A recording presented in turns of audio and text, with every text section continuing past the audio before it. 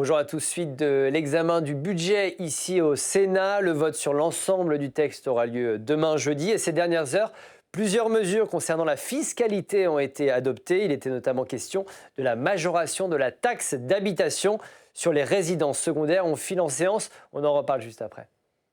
Madame Gacquer, le 2366. Merci Monsieur le Président, Monsieur le Ministre. Donc la décarbonation du secteur du bâtiment est essentielle pour atteindre nos objectifs climatiques. Pour accompagner cette transition, soutenir l'installation de solutions de chauffage performantes, l'amendement vise à intégrer les pompes à chaleur hybrides dans les équipements, appareils ou systèmes pouvant bénéficier du taux de TVA réduit. Et donc il s'agit ici, voilà, tout simplement, je crois que j'ai tout dit. Merci.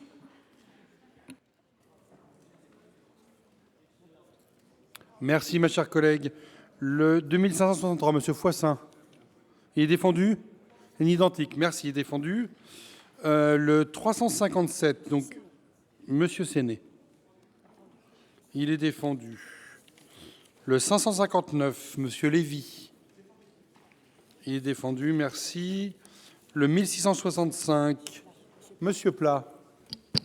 Même chose, ces dispositions qui visent à corriger la TVA 5,5, parce que cette mesure méconnaît les contraintes techniques de nombreux logements, notamment les logements anciens et en zone rurale, pour lesquels une solution 100% électrique est inadaptée ou trop coûteuse. Les packs hybrides et les systèmes de solaire thermique constituent des alternatives fiables permettant de réduire l'usage des énergies fossiles tout en préservant le confort et en limitant la pression sur le réseau électrique en hiver. C'est un amendement de bon sens. Merci. Merci. Le 1720, Monsieur Hainaut. Il est défendu. Le 1830, Madame Mousseau, merci, il est défendu. Le 2405, Madame Deveza. Il est défendu? Il est défendu, très bien. Nous passons à nouveau 6 identiques. Monsieur Séné pour le 358. Défendu? C'est bon? Le 1076, Madame Joseph, c'est bon? Très bien. Merci, il est défendu. Le 1119, Monsieur Fargeau, il est défendu? Vous l'avez très bien défendu, Monsieur Fargeau. Le 1491, Monsieur Louot, il est défendu, très bien. Le 1721, Monsieur Hainaut. Très bien défendu aussi. Le 1831. Madame Mousseau, vous voulez le défendre? C'est la même chose, mais c'est pour les chaudières à gaz qui utilisent du biogaz. Très bien. Merci beaucoup, ma chère collègue. Nous en arrivons à 10 amendements identiques. Le 135. Monsieur Grosvalet, Monsieur Cabanel. Défendu. Merci, Monsieur Cabanel. Le 197, Monsieur Reynaud. Oui, il s'agit de corriger une disposition fiscale issue de la loi de finances 2025 qui prévoit d'exclure du taux réduit de TVA de 5,5, donc passer à 20%, les systèmes de chauffage performants dits hybrides, tels pompe à chaleur hybride ou système solaire thermique avec appoint. Alors, si j'en parle là, c'est qu'en termes de cohérence pour la décarbonation, ça pose un souci, et également que ça fragilise notre tissu industriel et nos artisans, dont on a assez peu parlé jusque-là. Et puis, ça vous renvoie également à une question. Ça semble être en contradiction avec le Code général des impôts qui prévoit explicitement l'éligibilité de ces pompes à chaleur hybrides, en contradiction avec la loi récente d'ADU d'avril 2025, qui autorise les aides pour ces équipements, et la directive sur la performance énergétique des bâtiments, adoptée en avril 2024. Merci, mon cher collègue. Le 405, Monsieur Séné. Défendu? Monsieur Séné. Merci. Le 461, Madame Belriti. Il est défendu, merci à vous. Le 1248, Madame Joseph. Merci, ma chère collègue. Le 1308, Madame Ventalon. Il est défendu aussi. Merci à vous, ma chère collègue. Le 1374 a été retiré avant séance. Le 1793, Monsieur Foissin.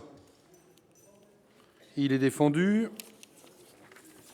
Le 1816, Monsieur le Président Longeau.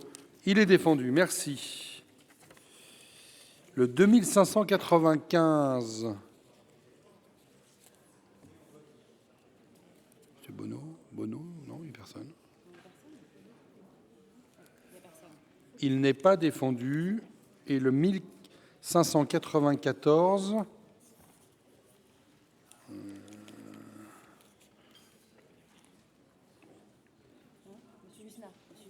Monsieur Usenat. Le 1594, qui est le dernier de la discussion commune. Monsieur Usenat. Merci. Il est défendu. Je me tourne à présent vers la Commission, Monsieur le rapporteur général, pour recueillir vos avis, s'il vous plaît. Alors donc, s'agissant de l'application de la TVA au système de chauffage, et notamment pour le sujet qui nous préoccupe d'une baisse, enfin d'un taux réduit de TVA à 5,5, je vais essayer de vous éclairer pour vous faire comprendre quel est le choix et les raisons pour lesquelles je demande le retrait ou suis défavorable aux amendements qui sont déposés et qui viennent de faire l'objet de la discussion. En fait, je vais privilégier le bénéfice de ce taux réduit pour les pompes à chaleur RR, lorsque leurs caractéristiques répondent à des objectifs à la fois de performance environnementale et de durabilité, c'est-à-dire c'est celles qui sont fondées sur l'analyse du cycle de vie qu'on appelle éco-scoré. C'est le choix que je vous propose de suivre. C'est une solution à la fois performante et décarbonée qui s'inscrit, me semble-t-il, dans le même choix du rééquilibrage, la tendance au rééquilibrage progressif des axes, donc de les faire légèrement monter sur le gaz et les faire baisser sur l'électricité pour les raisons que nous avons évoquées. Il y aura donc juste après deux amendements, pardon pour la séance, mais il y aura deux amendements en discussion commune, le 2403 et le 2624, auxquels je donnerai un avis favorable.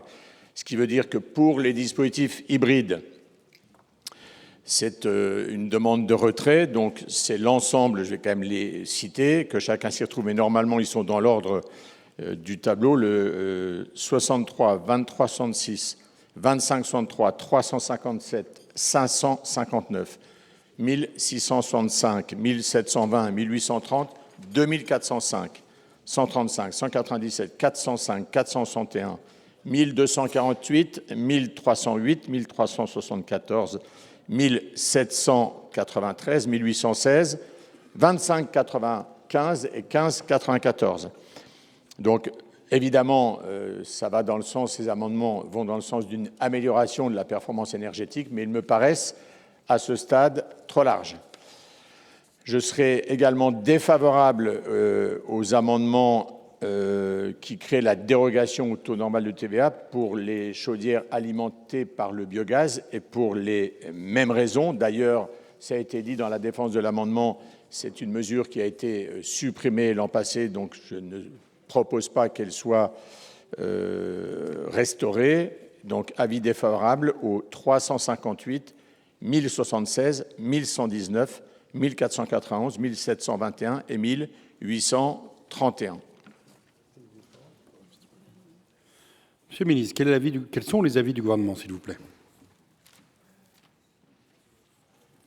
Merci, Monsieur le Président. J'irai dans le même sens que le rapporteur général sur ces amendements.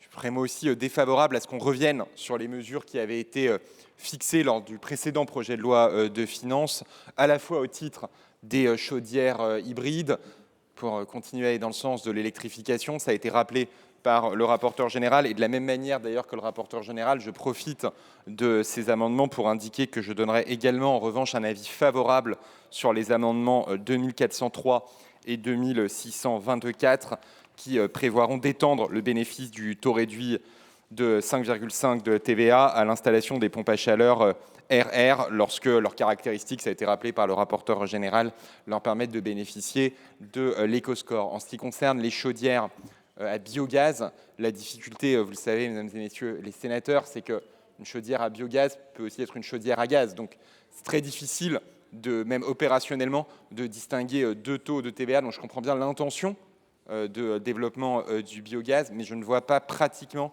comment on pourrait mettre en place cette distinction entre chaudière à gaz et chaudière à biogaz, raison pour laquelle je donnerai également un avis défavorable, donc avis défavorable sur l'ensemble de ces amendements. Merci. Je vais mettre Monsieur Louot. Alors, vous retirez le 63. Le 63 est retiré par Monsieur Louot. Le 2366, Madame Gac est identique. 2563, je le mets aux voix. Alors, le 2366 est retiré. Monsieur Foissin, le 2563, vous le retirez. Merci. J'ai 6 identiques. Bon, je les mets aux voix. Monsieur Séné, vous le retirez. Le 559, Monsieur Lévy, il est retiré. Le 1665, Monsieur Plat, il est retiré. Le 1720, Monsieur Hainaut. Il n'est pas. Monsieur. Je mets aux voix le 1720. Je vais demander quand même le 1830. Madame Housseau. Comment ? Il est maintenu. Et le 2405, Monsieur le Président Longeau ? Très bien. Donc je mets aux voix les identiques 1720, 1830 et 2405 avec un avis défavorable de la Commission et défavorable du gouvernement. Qui est pour ?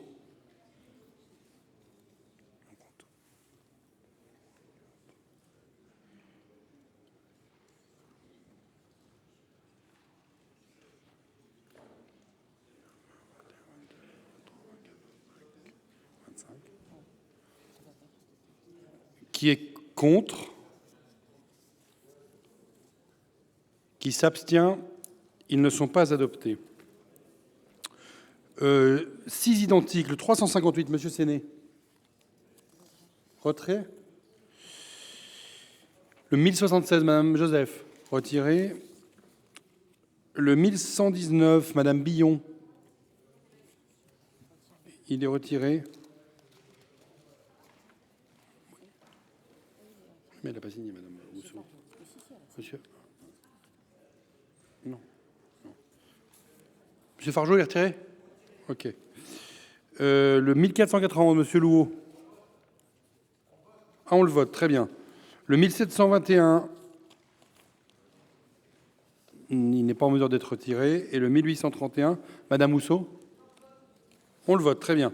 Donc je mets aux voix les 3 identiques, 1491, 1721 et 1831, avec un avis défavorable de la Commission et défavorable du gouvernement. Qui est pour ? Qui est contre ? Qui s'abstient ? Ils ne sont pas adoptés.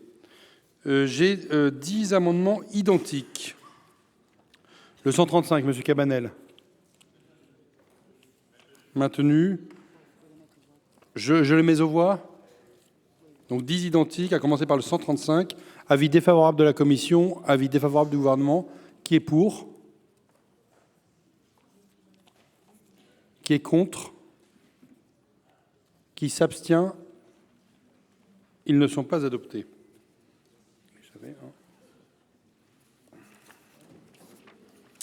Et il me reste le 1594. Monsieur Uzna, il est maintenu. Je le mets aux voix avec un avis défavorable de la Commission et défavorable du gouvernement. Qui est pour ? Qui est contre ?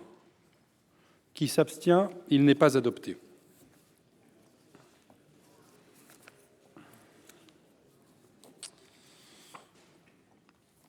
Un article additionnel après l'article 25, un amendement 2403 qui est défendu par Monsieur Kozik lui-même. Je vous en prie. Merci, Monsieur le Président. Donc simplement, le rapporteur et Monsieur le Ministre ont évoqué le sujet. Donc il s'agit d'étendre le bénéfice du taux de TVA de 5,5 dont bénéficient certains travaux de rénovation énergétique à l'installation des pompes à chaleur RR, lorsque leurs caractéristiques répondent à des objectifs de performance environnementale et durabilité fondés sur une analyse de leur cycle de vie. En tant que solution performante et décarbonée, ces pompes à chaleur éco-scorées sont appelées à jouer un rôle majeur dans la transition énergétique et dans la décarbonation des bâtiments. Je crois que cela justifie que leur installation bénéficie du présent dispositif de taux réduit de TVA à 5,5. Et je donne la parole à Monsieur Capu. Et vous le défendez tout aussi bien, mon cher collègue. J'ai compris que la commission était favorable, monsieur le rapporteur général, ainsi que le gouvernement. Je les mets aux voix. Qui est pour? Qui est contre? Qui s'abstient? Ils sont adoptés. Article additionnel après l'article 25. 10 amendements faisant l'objet d'une discussion commune. Le 2118. Madame Brulin, je vous en prie. Merci, Monsieur le Président, Monsieur le Ministre, mes chers collègues. C'est un amendement qui propose de ramener à 5,5 la TVA sur l'intégralité de la facture d'électricité et de gaz, abonnement compris, ainsi que toutes les taxes et contributions. Bref, tout ce qui pèse sur le budget des familles. Évidemment, ce serait d'abord redonner du pouvoir d'achat immédiatement, sans démarche et sans condition, sans usine à gaz à ces familles. Ce serait aussi, et ça me semble important, soulager nos TPE et PME qui sont étranglées depuis 2022 par les coûts énergétiques.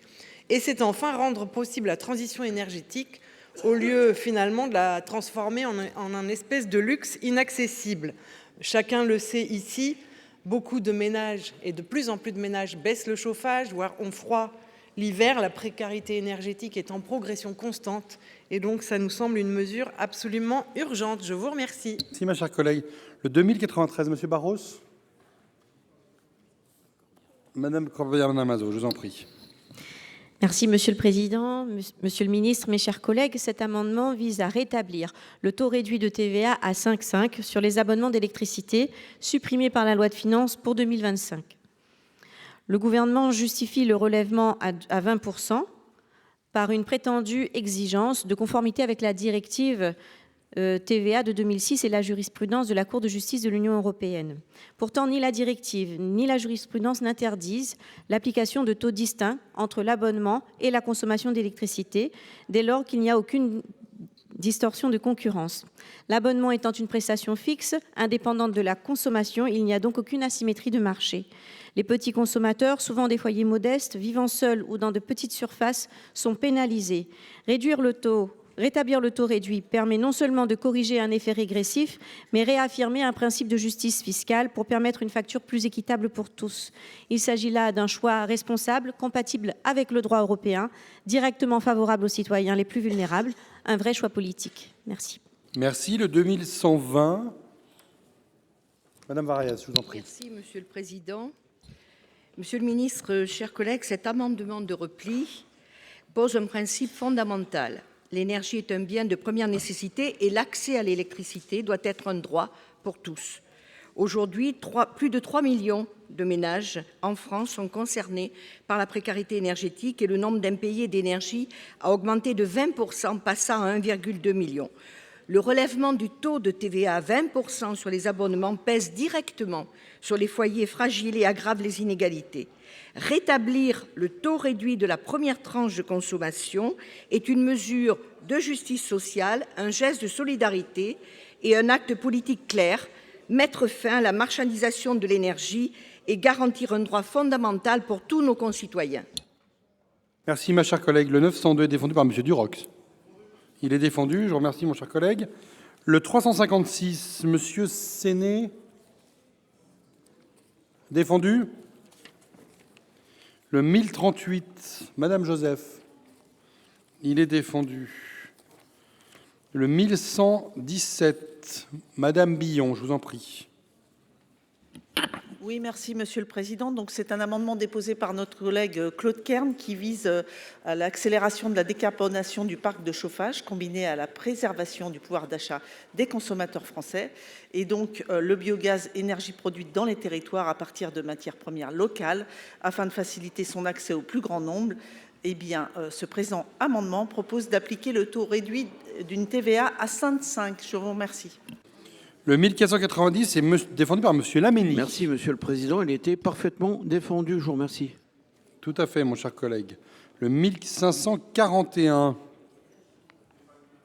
Monsieur Cabanel, merci. Le 1719 n'est pas défendu. Non, il n'est pas défendu. Bien, je me tourne vers la Commission, Monsieur le rapporteur général, pour avoir vos avis, s'il vous plaît. Oui, donc je vais donner quelques éléments complémentaires. J'ai essayé de regrouper ou de donner par amendement donc un avis, vous avez compris par l'explication précédente, à nouveau un avis défavorable sur le 2118, le premier qui porte donc sur les livraisons de gaz et électricité. C'est une mesure qui manifestement présenterait un coût prohibitif sur nos comptes publics et ça ne sert pas non plus notre souveraineté économique. Sur le 2093, les abonnements d'électricité, en fait, là, je pense qu'il y a une erreur par rapport à la lecture du droit européen, puisque la Cour de justice a expressément jugé, s'agissant du rechargement des véhicules électriques, de la nécessité de traiter l'abonnement et la fourniture comme une seule et même opération, devant donc faire l'objet d'un même niveau de taxation. C'était une décision de 2023. Le 2110 qui porte sur la première tranche de consommation d'énergie, cette réduction d'imposition est peu efficace dans la mesure où la répercussion sur les prix aux consommateurs peut être minime, par contre pour un coût très élevé sur les finances publiques. Le CPO souligne par exemple qu'une baisse de la TVA ne suffirait pas à limiter la hausse des prix de l'énergie ni à protéger le pouvoir d'achat des ménages les plus vulnérables. Pour l'amendement 902, alors pour le coup, il est l'amendement le plus coûteux et en plus pour le fait qu'il porte sur, comme vous l'avez vu, toutes les énergies. Alors moi je comprends, comment dirais-je, la demande au départ, mais je veux préciser que il y a plusieurs écueils. D'abord, d'un point de vue social, la mesure n'est pas, là encore, ciblée sur les ménages les plus modestes. D'un point de vue environnemental, la mesure est peu vertueuse parce qu'elle ne limite pas l'aide à un montant de dépenses énergétiques donné. Du point de vue européen, le cadre juridique européen prévoit que ne peuvent bénéficier d'un taux réduit de TVA que les biens et services qui ne sont pas mentionnés à l'article 3, c'est-à-dire il comprend les carburants qui ne peuvent pas être concernés. Quatrièmement, du point de vue de l'équilibre des finances publiques, le coût de la mesure avoisinerait les 17 milliards d'euros. Et enfin, cinquièmement, je l'ai dit, ça ne sert pas la souveraineté économique de la France. Enfin, pour les amendements qui proposent de réduire le taux de TVA à 5,5 sur les livraisons de gaz comprenant au moins 50% de biogaz, je vous renvoie à l'avis que j'ai rendu sur le même sujet dans les amendements précédents. Donc un avis défavorable sur ces amendements 356, 1038, 1117, 1490, 1541 et 1719. Monsieur le ministre, je vous en prie. Vos avis sont défavorables. Monsieur Savoldelli, pour explication de vote. Je vous en prie, mon cher collègue. Oui, merci, Monsieur le Président. Monsieur le ministre, je voulais soutenir, ce qui ne va pas vous surprendre, les amendements, mais notamment le dernier. Parce que là, notre groupe a été à un amendement de repli sur la première tranche. Et vous me direz si je me trompe, le rapporteur général a raison, ça ne va pas tout résoudre du point de vue des facteurs énergétiques électriques ou même de gaz. Mais si mes calculs sont bons, la TVA intervient à peu près entre 15 et 17% du coût total quand vous avez la facture.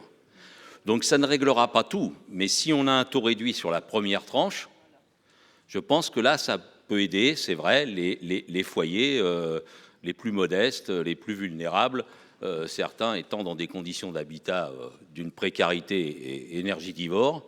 Donc voilà, pour vous dire qu'on a fait un effort voilà, jusqu'au bout avec cet amendement de repli, pour qu'il soit compris par l'ensemble de l'hémicycle. Merci.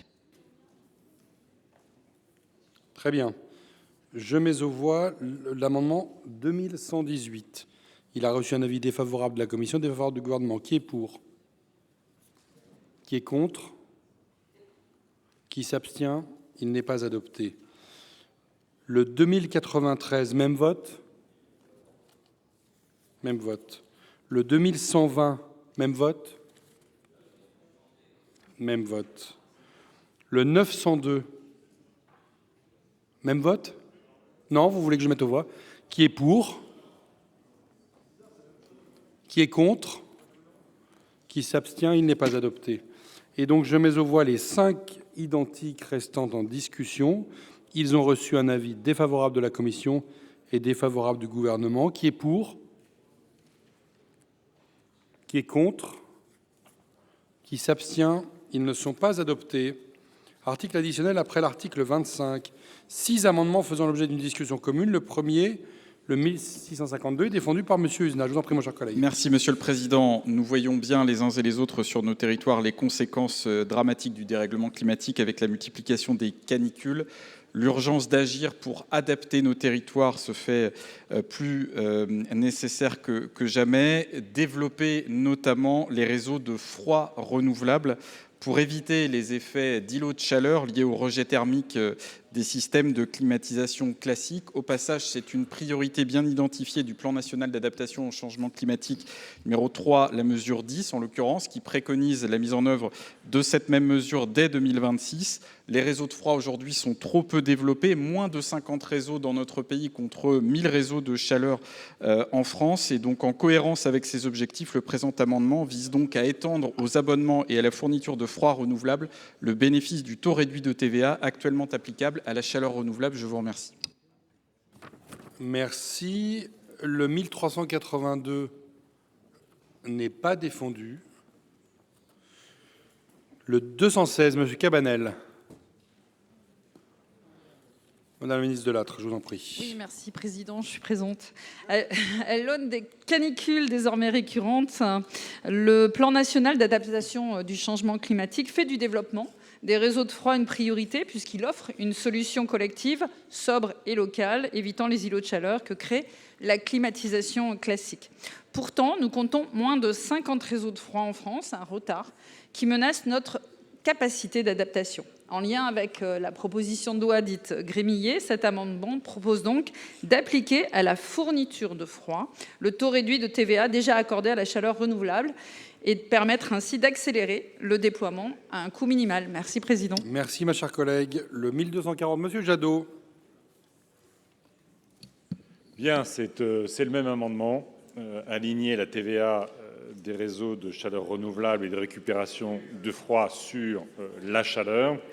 C'est sous-développé, ça fait partie de nos objectifs et objectivement, il vaut mieux développer des réseaux de froid que des réseaux de climatiseurs et de climatisation, donc c'est défendu.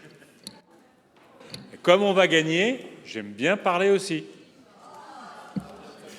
Merci, Monsieur Jadot. Le 1411, Madame Berthet, je vous en prie. L'importance des réseaux de froid, effectivement, il est défendu.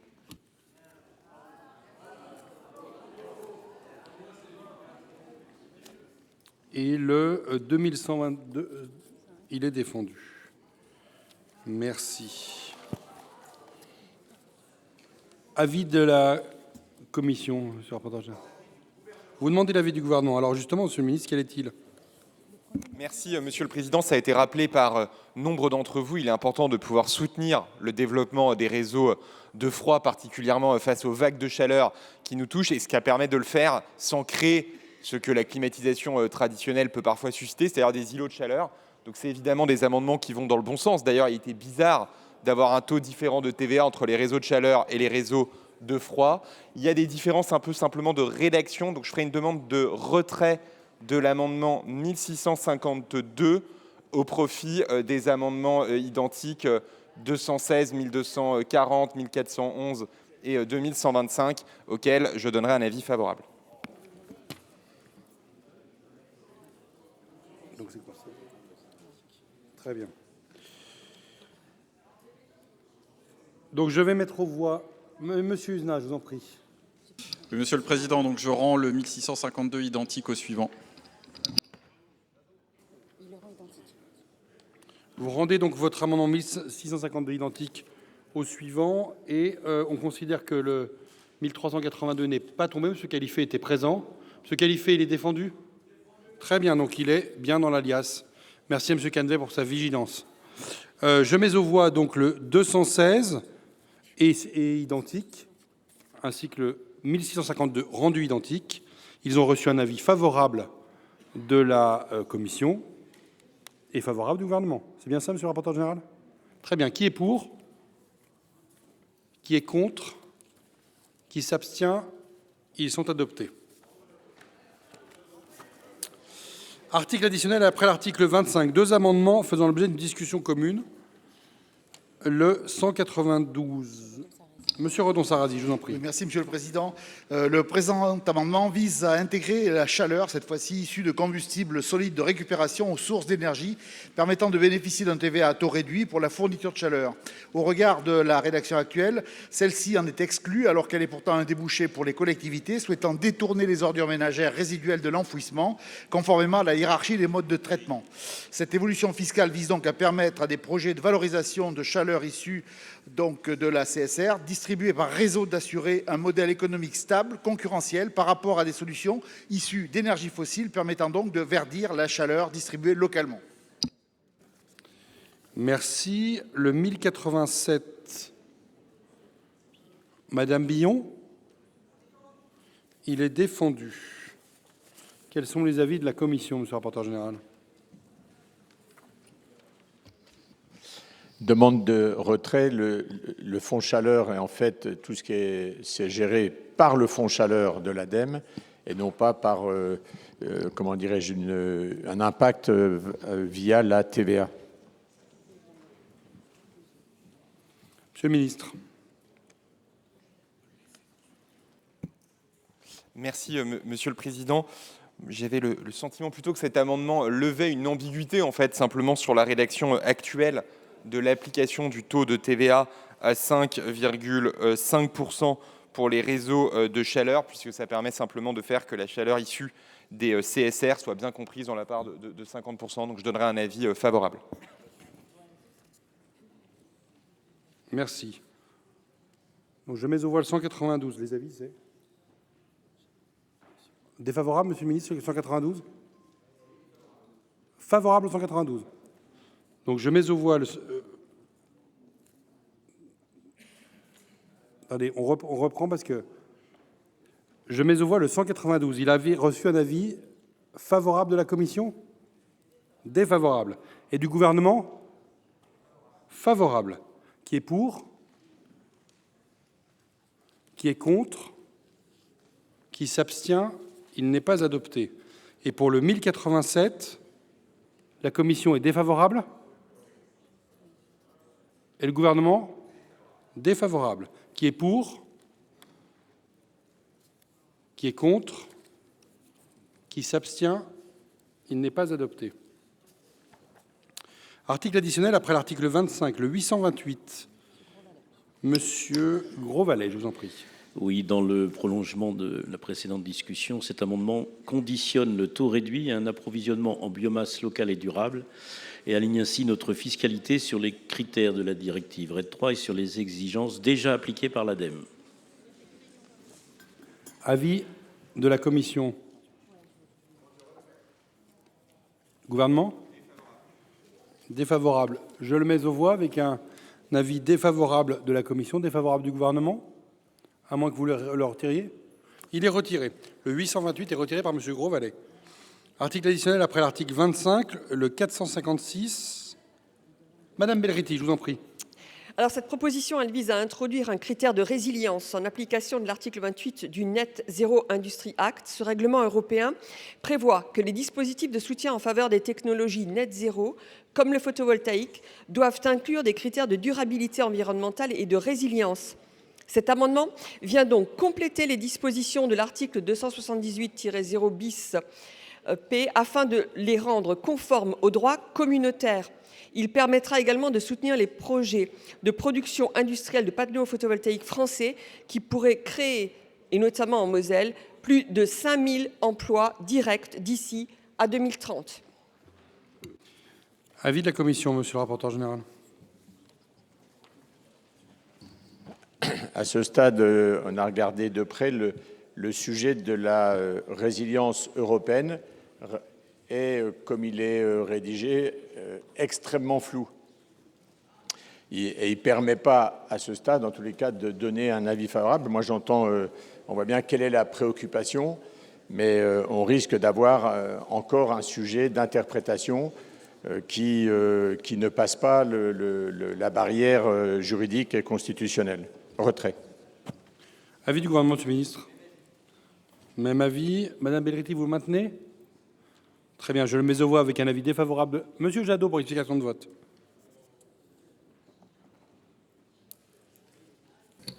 Oui, juste rapidement, c'est très bien de stabiliser l'environnement, notamment de la production européenne et la production française de panneaux photovoltaïques. Parce que la dernière fois que Bercy avait lancé l'idée de baisser la TVA à 5,5, toutes les commandes se sont arrêtées. Et quand finalement Bercy a sorti les critères pour répondre à 5,5, c'était les panneaux chinois qui rentraient dans les critères. Donc je pense que là, effectivement, je soutiens ma collègue, il faut être un peu plus sérieux sur les critères. Je mets aux voix l'amendement 456. Il a reçu un avis défavorable de la commission et défavorable du gouvernement. Qui est pour? Qui est contre? Qui s'abstient? Il n'est pas adopté. Article additionnel après l'article 25.7. Amendement identique. Le 116. Madame Lavarde, oui, Madame la Présidente Lavarde, je vous en prie. Il s'agit de préciser les conditions d'éligibilité au taux de TVA à 5,5% pour la pose de panneaux photovoltaïques en ayant recours à des installateurs qualifiés RGE. Très bien, merci. Le 217. Madame la ministre Delattre, vous le défendez, merci. Le 1114. Madame Billon, je vous en prie. Merci, Monsieur le Président. C'est le même amendement déposé par Claude Kern, donc évidemment, il est défendu. Merci. Merci. Le 1412, Madame Berthet, il est défendu. Merci, ma chère collègue. Le 1631, Monsieur Laménie, vous êtes signataire et vous le défendez très bien. Le 2059, Monsieur Grémillet, vous le défendez très bien aussi. Le 2230, Monsieur Dossus, parfait. Très bien. Quel est l'avis de la commission sur ces 7 identiques? Oui, là, ça sent bon. C'est un avis favorable.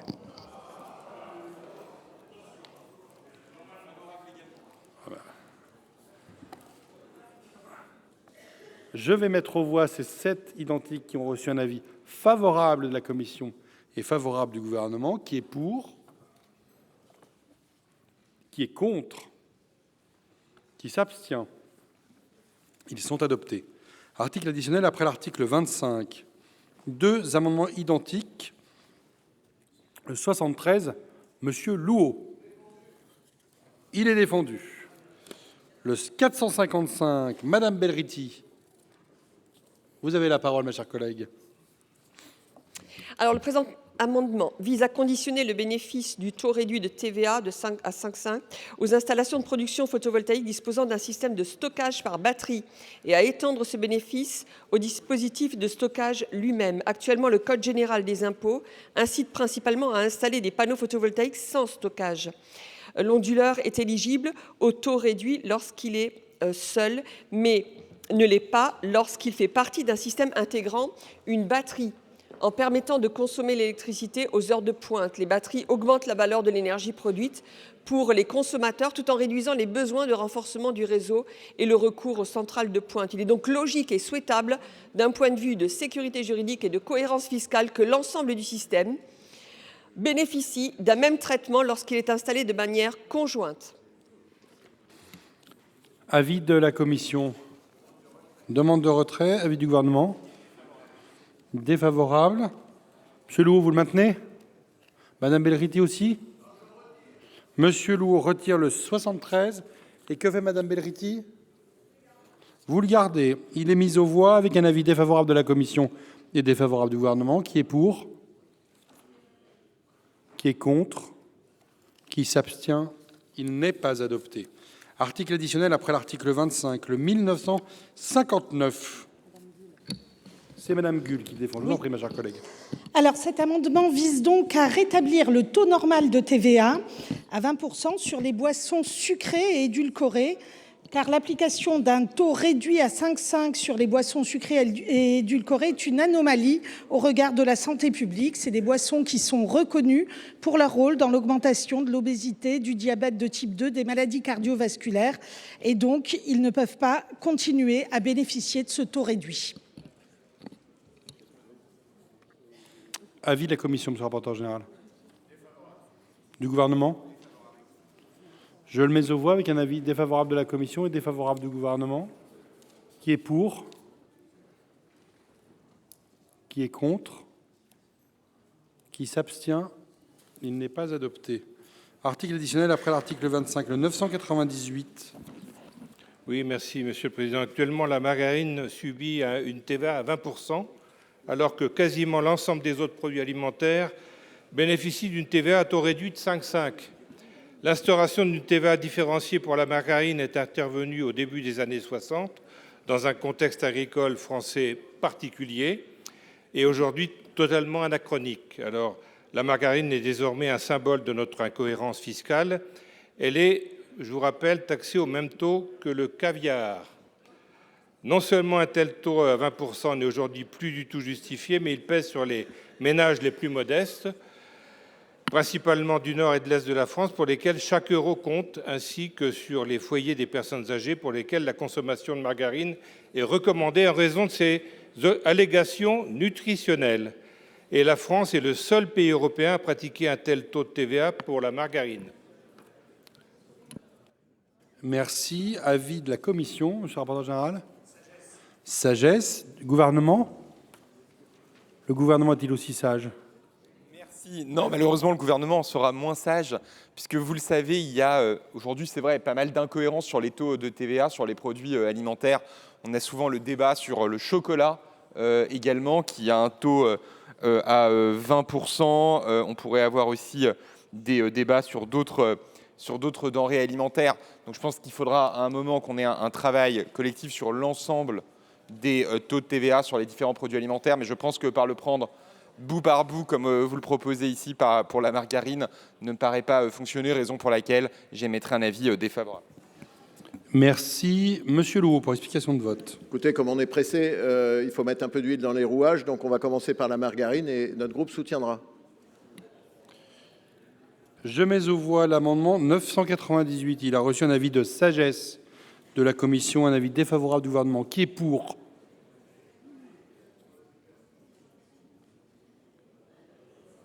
Qui est contre? Qui s'abstient? Il est adopté. Article additionnel après l'article 25. 3 amendements faisant l'objet d'une discussion commune. Tout d'abord, le 973. Madame Narassiguin, je vous en prie, vous avez la parole. Merci, Monsieur le Président. C'est un amendement qui applique le taux réduit de TVA de 5,5 aux prestations externalisées de collecte, lavage, de remise en circulation des contenants, ustensiles et vaisselles réemployables utilisés pour le service des repas dans les établissements scolaires, enseignement supérieur et services d'accueil des enfants de moins de 6 ans. Il s'agit de mettre la France en conformité avec le droit européen en rétablissant une neutralité fiscale, de sécuriser la mise en œuvre de la loi Egalim et de soutenir le développement du réemploi dans la restauration scolaire, périscolaire et universitaire. Très bien. Et puis, 2 identiques, le 607. Il est défendu, Monsieur Foissin. Et le 2607, Madame Ashliman, il est défendu. Quels sont vos avis, Monsieur le rapporteur général? C'est un avis défavorable. Je veux juste préciser, moi, je n'ai pas la même interprétation. Je pense que ce n'est pas conforme au droit européen. C'est pour ça que je prends la parole pour dire avis défavorable. Très bien. Monsieur le ministre, je vous en prie. Merci, Monsieur le Président. J'ai la même analyse que le rapporteur général sur le fait qu'effectivement, ce taux réduit de TVA à 5,5 ne serait pas conforme à la directive TVA et donc au droit de l'Union, raison pour laquelle je donnerai aussi un avis défavorable. Très bien, je mets le 973 aux voix. Il a reçu un avis défavorable de la commission et défavorable du gouvernement. Qui est pour? Qui est contre? Qui s'abstient? Il n'est pas adopté. Deux identiques, le 607 et le 2607, qui ont reçu un avis défavorable de la commission, défavorable du gouvernement. Qui est pour? Il est retiré. Et M. Foissin aussi? Donc le 607 est retiré par M. Foissin et le 2607 retiré par Mme Aeschlimann. Merci. Article additionnel après l'article 25, le 2026. Monsieur Foissin, vous avez la parole. Oui, Monsieur le Président, Monsieur le Ministre, cet amendement vise le retour à un taux de TVA standard de 20% pour les œuvres d'art, objets de collection et antiquités. Il est ainsi proposé de rétablir une équité fiscale puisque la plupart des biens et services en France sont taxés à 20%. Maintenir un taux réduit pour l'art, souvent accessible à une clientèle aisée, revient à accorder un avantage fiscal à une minorité, ce qui, dans le contexte budgétaire, est difficilement entendable. Sur le plan budgétaire, cela permet d'augmenter les recettes publiques, offrant des marges de manœuvre pour financer des services essentiels comme la santé ou l'éducation. Merci. Avis de la commission. Sur le 2020, avis du gouvernement. Quel est l'avis du gouvernement, Monsieur le ministre? Merci, Monsieur le Président. Je donnerai un avis défavorable à cet amendement. Vous le savez, la France et son marché de l'art sont très importants pour notre économie, pour nos activités, pour un certain nombre de villes dans notre pays. Je crains que de multiplier par 4 le taux de TVA sur le marché de l'art, vu la concurrence européenne qu'il peut y avoir dans ce domaine, nuirait y compris aux recettes fiscales qu'on pourrait souhaiter. Donc pour la compétitivité et le rayonnement du marché de l'art français, je donne un avis défavorable. Le 2026 est retiré par M. Foissin. Article additionnel après l'article 25, le 447. Monsieur Lurel, voulez-vous le défendre? Merci. Merci, Monsieur le Président. Il s'agit de réduire le taux TVA sur les réunions hippiques, sur les entrées, un peu à l'instar de ce qui se fait pour toutes les autres réunions sportives, de le mettre à 5,5. Merci. Avis de la commission, Monsieur le rapporteur général. Du gouvernement, Monsieur le ministre. Je le mets aux voix avec un double avis défavorable de la commission et du gouvernement. Qui est pour? Qui est contre? Qui s'abstient? Il n'est pas adopté. Nous passons à l'article 27 et j'ai une demande de parole, Monsieur Marc Laménie. Merci Madame la Présidente.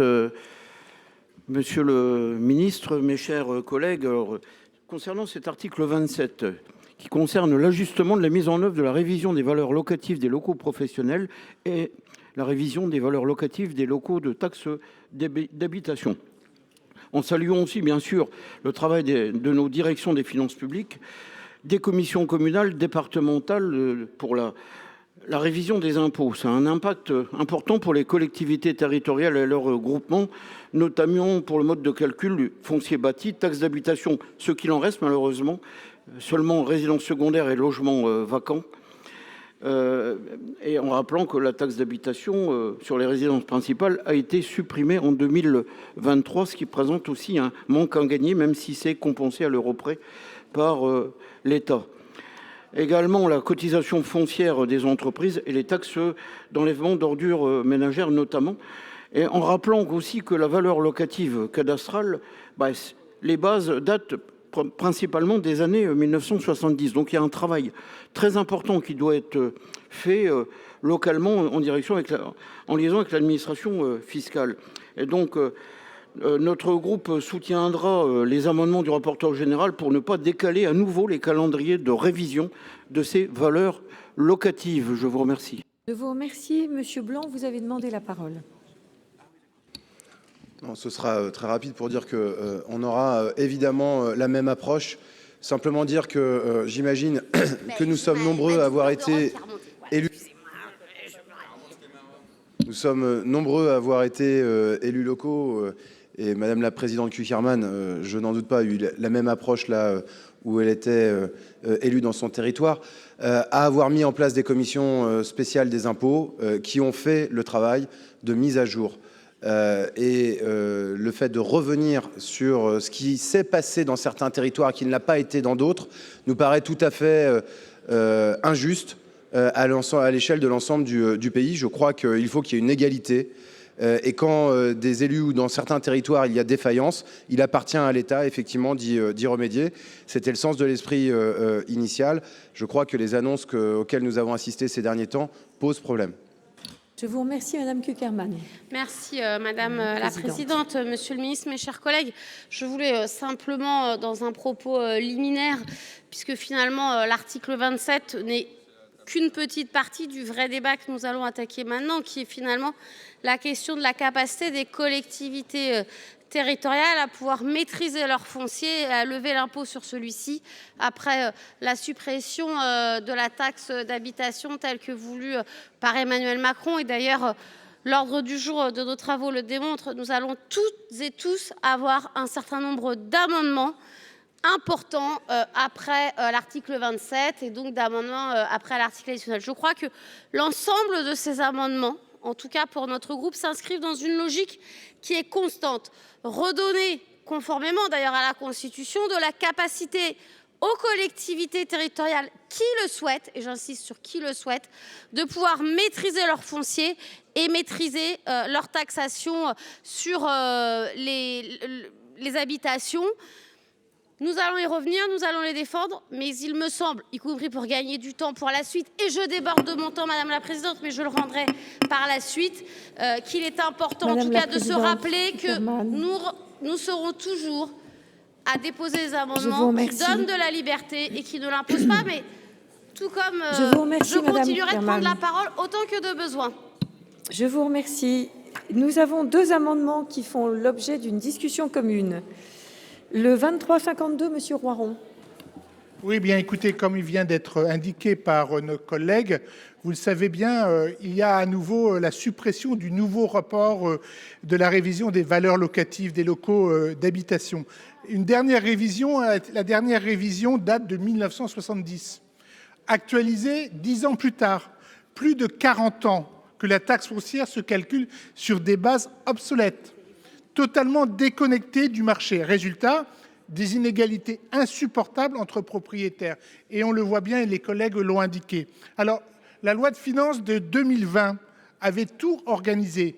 Travaux dès 2021, application en 2026. L'outil informatique est prêt maintenant, depuis quelques années.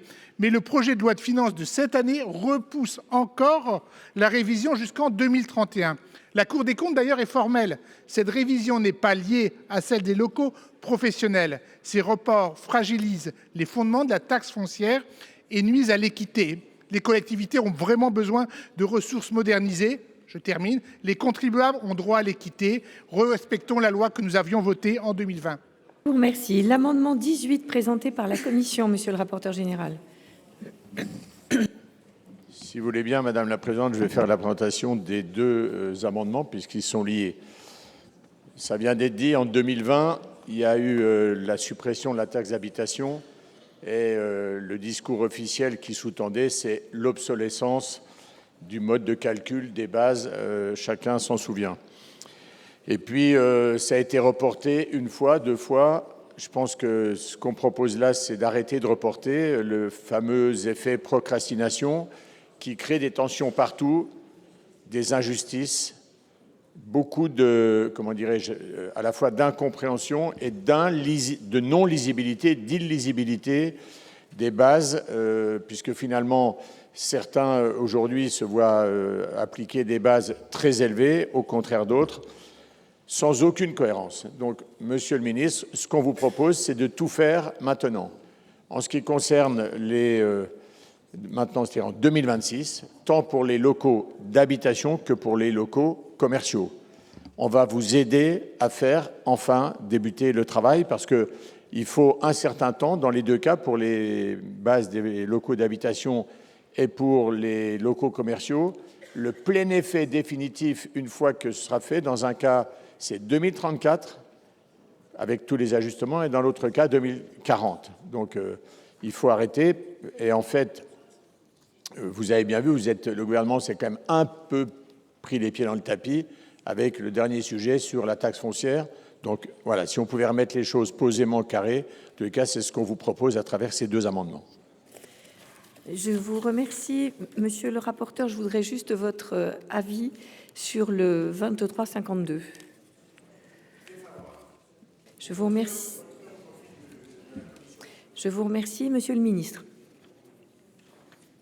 Merci Madame la Présidente. Je saisis la balle au bon, Monsieur le rapporteur général. Vous avez eu raison de le rappeler. On a vu les réactions qu'ont suscité le débat sur la mise à jour des valeurs des assiettes actuelles sur la question de la taxe, non pas de la taxe d'habitation, mais de la taxe foncière. Donc sur la taxe foncière, on a vu tout le débat que ça a généré pour une simple, entre guillemets, mise à jour. Ce que vous proposez là, c'est d'anticiper de manière considérable l'actualisation de l'ensemble des valeurs locatives, donc avec des effets de transfert bien plus importants.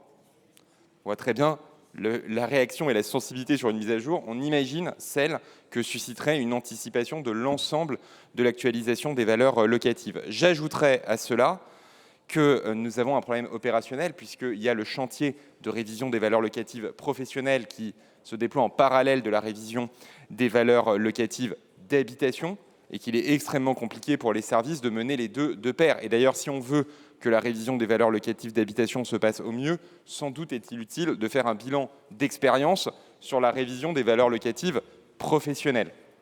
Donc pour ces raisons-là, je pense que le décalage du calendrier qui est proposé est raisonnable pour éviter d'avoir un accident industriel et pour permettre aussi de s'assurer que ces modifications sont comprises par les contribuables et par les collectivités. À nouveau, je renvoie à ce qui s'est passé pour les épisodes précédents. Donc, avis défavorable sur ces amendements de suppression. Je pense que la sagesse est de prendre le temps pour cette révision d'ampleur qui, à nouveau, est extrêmement sensible parce qu'elle conduit à des transferts très importants. Je vous remercie. Je mets aux voix l'amendement 2352 avec un double avis défavorable. Qui vote pour? Qui vote contre? Il n'est pas adopté. L'amendement 18 avec un avis favorable de la commission, défavorable du gouvernement. Qui vote pour? Qui vote contre? Il est adopté. Nous avons ensuite, Monsieur le ministre, besoin de votre avis sur le 19. Défavorable. Je mets aux voix l'amendement 19 avec un avis favorable de la commission, défavorable du gouvernement. Qui vote pour?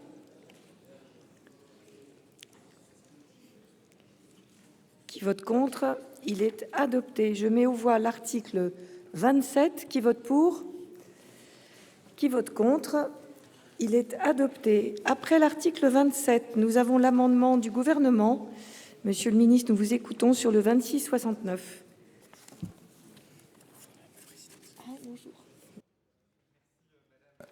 Merci Madame la Présidente. C'est un amendement qui vise à corriger une erreur rédactionnelle de l'article 231 quater du Code général des impôts relatif à la taxe sur les bureaux dans les Bouches-du-Rhône, le Var et les Alpes-Maritimes, puisqu'elle fait référence à l'indice des prix à la consommation hors tabac retenu dans la loi de finances au lieu de faire référence à celui retenu dans le projet de loi de finances.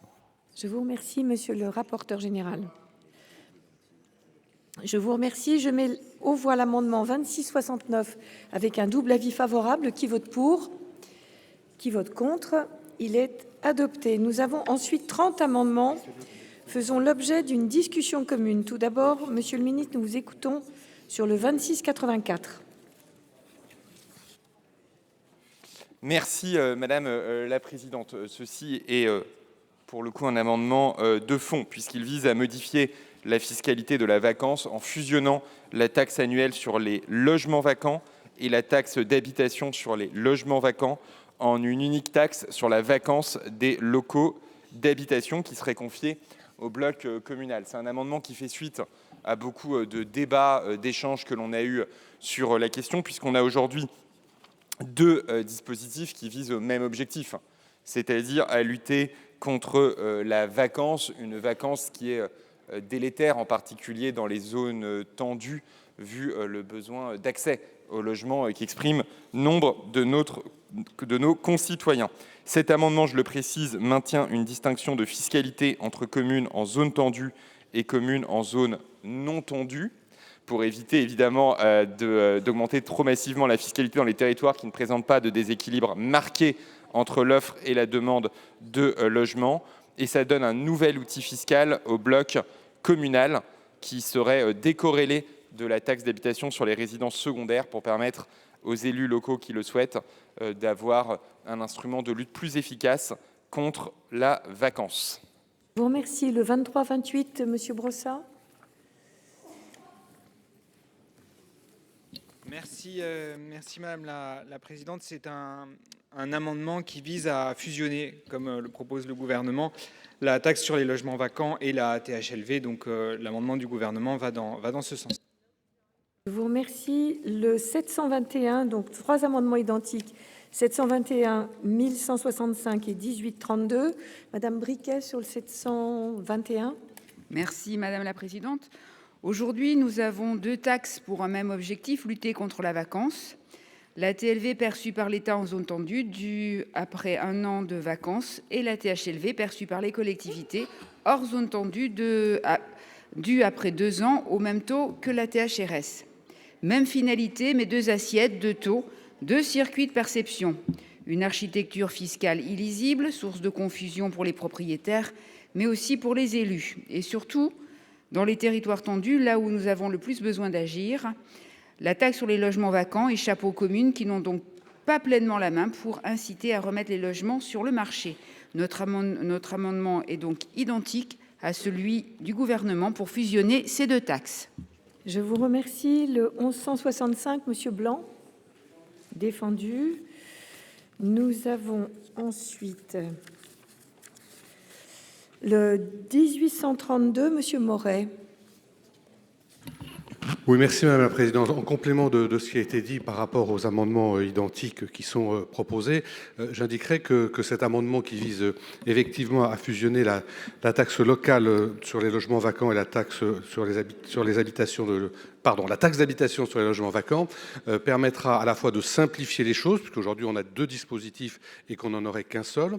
Il permettrait aussi de donner des ressources supplémentaires au bloc communal, parce qu'aujourd'hui la TLV est prélevée par l'État, et là on propose que la nouvelle taxe soit uniquement affectée aux communes et aux communautés de communes quand elles ont la compétence. Et l'objectif, c'est aussi d'inciter les propriétaires à remettre sur le marché des logements vacants. Et cet amendement, s'il est proposé par un certain nombre de collègues sur tous les bancs, c'est parce qu'il a été proposé, réfléchi et préparé dans le cadre de la mission d'information sur le financement du ZAN créé au sein de la Commission des finances. Je vous remercie. Le 2189, Madame Cukierman. Merci Madame la Présidente, Monsieur le Ministre. Moi, je me félicite du débat que nous avons ce soir parce que cela fait maintenant un peu plus d'1 décennie que nous demandons la fusion.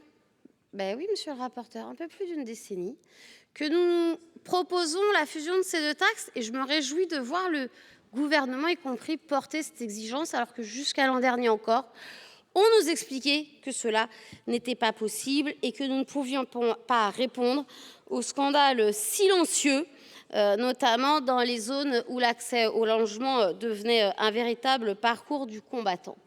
Je m'en félicite, mais nous demeurons très vigilants sur cette question. Et je l'ai dit tout à l'heure, tout d'abord, nous devons redonner la capacité aux collectivités territoriales de pouvoir avoir réellement une maîtrise via la perception d'impôts locaux, de l'aménagement de leur territoire, et donc ainsi de répondre à cette problématique dans certaines communes qui font qu'il y a aujourd'hui une explosion du nombre de résidences secondaires. Mais je reprendrai la parole après, Madame la Présidente, très rapidement, puisque nous en sommes à cette règle comptable. Nous allons tous jouer. Je ne vois pas Monsieur Zurek, ni Monsieur Durox, ni Monsieur Hochart. Nous passons à l'amendement 338, Monsieur Sautarel. Oui, merci Madame la Présidente. Je vais être rapide puisqu'il va dans le même sens. Je souligne juste les 2 intérêts effectivement de cette réforme. C'est à la fois de la simplification et c'est de ramener des ressources au bloc communal pour lutter contre le logement vacant. Donc je me félicite que nous avancions dans ce sens effectivement sur un sujet qui était attendu depuis longtemps. Merci. Je vous remercie. Madame Séné sur le 2030. Défendu. Nous avons encore Monsieur Sautarel pour le 336. Oui, Merci Madame la Présidente. C'est un amendement qui vise effectivement à permettre une déliaison de taux entre la taxe sur le logement vacant et la taxe d'habitation sur les résidences secondaires. Parce qu'aujourd'hui, il y a de nombreuses communes qui rencontrent des difficultés générées par la multiplication de ces logements vacants en résidence secondaire. Mais les communes n'ont pas tous la possibilité de majorer la THRS, oui c'est ça. Ainsi, le précédent amendement étend la possibilité de la majorer à toutes les communes où il existe un déséquilibre marqué entre l'offre et la demande. Je vous remercie, Madame Séné. Défendu. Le 2190, Madame. Merci, Madame la Présidente. Monsieur le ministre, il est 17h45 et nous abordons un véritable sujet qui est très certainement le dernier effet du levier fiscal pour les collectivités territoriales. Donc je n'ai qu'une seule question. Est-ce qu'on veut que ça aille vite? Et y compris sur les sujets qui arrivent là, les questions de DGF, etc., sur les collectivités territoriales. Donc est-ce qu'ici au Sénat, nous bâclons ce débat-là à coup d'1 minute, puisque le seul objectif, c'est d'aller vite et de ne pas répondre aux besoins de notre pays? Ou est-ce qu'on se dit que nous attaquons quand même quelques sujets essentiels pour les collectivités territoriales et que nous prenons le temps? Vous ne voulez pas le prendre, mais il n'y a pas de souci, mes chers collègues. Il faudra simplement assumer demain que les collectivités territoriales n'ont pas les moyens de répondre aux exigences de leurs concitoyens. Donc mon amendement est défendu. Je ne vous ferai pas, Madame la Présidente, l'affront d'un rappel au règlement, mais je pense que nous sommes en train de bâcler et de renvoyer une caricature du débat parlementaire sur le devenir de nos collectivités territoriales, ici même au Sénat. Je vous remercie. Alors, ce que je peux vous proposer, parce que ce qui est accordé à certains doit l'être pour tous. Les groupes politiques se sont mis d'accord sur une intervention. Les groupes se sont mis d'accord pour une intervention qui soit la même pour chacun d'1 minute. Nous sommes parfaitement conscients qu'il s'agit d'un sujet sur lequel il serait peut-être bon d'accorder un peu plus de souplesse. Si vous en êtes d'accord, je veux bien augmenter, mais une fois de plus, la décision ne m'incombe pas. Si on continue, alors à ce moment-là, c'est 1 minute pour tout le monde. Et tout le monde en est d'accord. Voilà. Nous écoutons maintenant Monsieur Delcros sur le 2544. En moins d'1 minute. Aujourd'hui, les communes qui appartiennent à une zone d'urbanisation continue de plus de 50 000 habitants peuvent majorer la taxe d'habitation sur les résidences secondaires. Cet amendement prévoit de l'étendre à toutes les communes. Je vous remercie. Monsieur le Président Raynal, vous avez demandé la parole. Elle va être infernale. Si je peux avoir 1 minute, je vais essayer d'en prendre même 2 pour ouvrir un peu le jeu. Je crois que la présidente de séance a bien rappelé le cadre qui a été délibéré pour finir nos travaux avec un certain nombre de règles. Pour autant, la présidente de séance a rappelé qu'une souplesse était possible et dans les dossiers que nous avions évoqués les collectivités territoriales. Donc, je voudrais le dire, donc il n'y a aucune difficulté, me semble-t-il. En plus, il y a 30 amendements pour revenir à 2 minutes sur les collectivités territoriales. Il n'y a aucune difficulté. Bien, donc je vous remercie. Madame la Présidente Cukierman. Eh oui, merci. Madame la Présidente, Monsieur le Ministre, mon rappel au règlement se porte sur l'article 36. Je sais que ça énerve certains collègues, ô combien nous avons tous envie d'aller vite et d'évacuer cette difficulté politique qui est celle de trouver un budget pour la France et de répondre aux besoins pour nos collectivités territoriales. Cependant, et j'entends ce que vient de dire le président de la Commission des finances, je veux le dire, mais ici avec gravité et sincérité. Nous sommes toutes et tous des sénateurs et je ne fais l'offense à personne ici. Et vous me connaissez toutes et tous, ô combien, quand il faut accélérer les discussions, je sais le faire. Mais tout de même, nous sommes dans la première partie, celle qui va concerner pour demain les moyens à nos collectivités territoriales. Je pourrais être très électoraliste en vous disant, vous savez quoi, j'en ai rien à faire. Moi, je suis dans la 2e série, ce n'est pas celle de 2026. Il me semble qu'au-delà de tout ça, nous avons un petit sujet qui est comment est-ce que dans la République, nous redonnons demain les moyens à nos collectivités de répondre aux besoins de leur population. Donc maintenant, soit on va très vite, et on en sera, soit on ne va pas très vite, ça ne veut pas dire qu'on va perdre du temps, ça veut dire qu'on répond aux besoins des élus locaux. Simplement, Madame la Présidente, et je m'en excuse puisque le rappel au règlement est de 2 minutes, mais je ne dépasserai pas bien plus. Je veux vous le redire avec beaucoup de sérieux. Notre groupe a toujours été de ceux qui ont su faire en sorte que nos débats parlementaires tiennent dans les délais donnés. Mais en revanche, Madame la Présidente, notre groupe ne sera pas de ceux qui sauveront un gouvernement qui n'a pas su gérer son calendrier parlementaire. Et donc, nous tiendrons... Mais oui, mon cher collègue, c'est comme ça, c'est ainsi, c'est pas grave. Que vous acceptiez, mon cher collègue, de sauver le gouvernement sur ce délai budgétaire, c'est votre problème. En tout cas, ce n'est pas le mien. Et je le redis, ici au Sénat, nous devons avoir le débat sur les collectivités. Bien. Donc, nous écoutons maintenant M. Brossat pour défendre l'amendement 2299.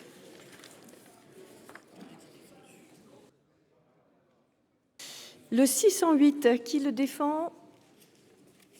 Monsieur Canvet, défendu.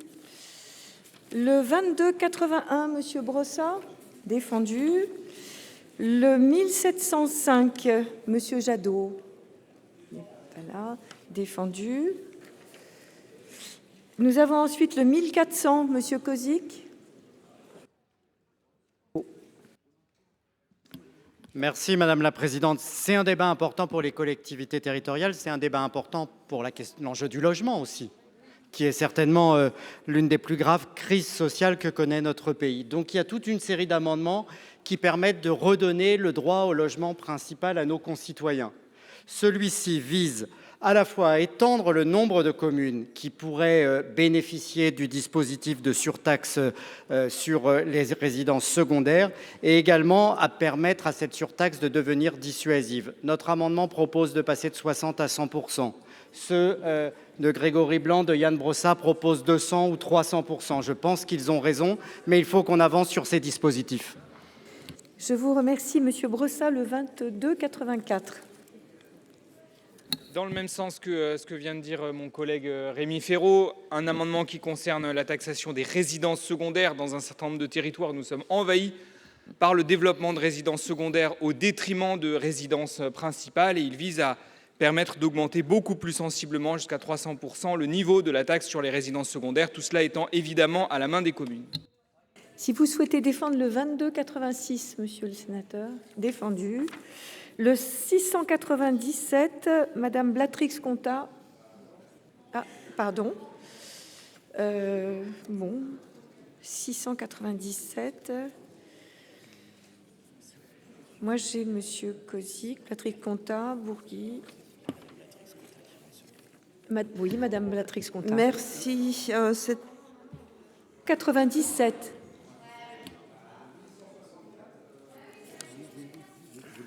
Peut-être que je l'ai pris avec le trombone de la précédente liasse.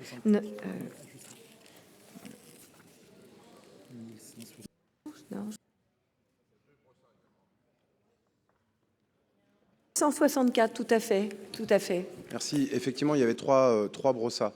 Je voudrais dire que pour la discussion, c'est quand même un peu compliqué parce que on a parlé tout à l'heure de fusion de la THLV et de la TLV avec des amendements qui sont sur des taux différents, par exemple. Et là, on est amené à discuter de la THRS, éventuellement de fusion de THRS, de taux de THRS. Tout ça est dans la même série. Je peux vous assurer que quand on va passer aux explications de vote en 1 minute, c'est quand même un peu compliqué. Je veux le signaler. Sur cet amendement, d'abord, je vais le rendre identique au 2284 de Yann Brossat et je vais expliquer pourquoi. Il y a Biarritz, il y a Paris, où la THRS repose sur des valeurs cadastrales qui sont extrêmement élevées. Et puis moi, dans mon département, j'ai par exemple la plus petite commune du département, Béhuard, où les valeurs cadastrales sont faibles. Et donc, augmenter de 5 € ou de 10 € la THRS en passant à une augmentation de 100 ou de 150%, c'est pas dissuasif du tout. Donc, il faut qu'on donne des outils à ces communes-là pour simplement qu'elles aient la possibilité de repeupler leur territoire.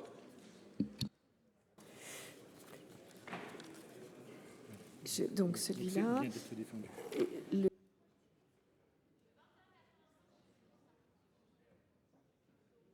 Maintenant au 22,85. Pour le défendre, Monsieur Brossat. Défendu. Nous avons ensuite le 22,86, défendu également. Et maintenant, nous passons au 697, Madame Blatrix-Contat.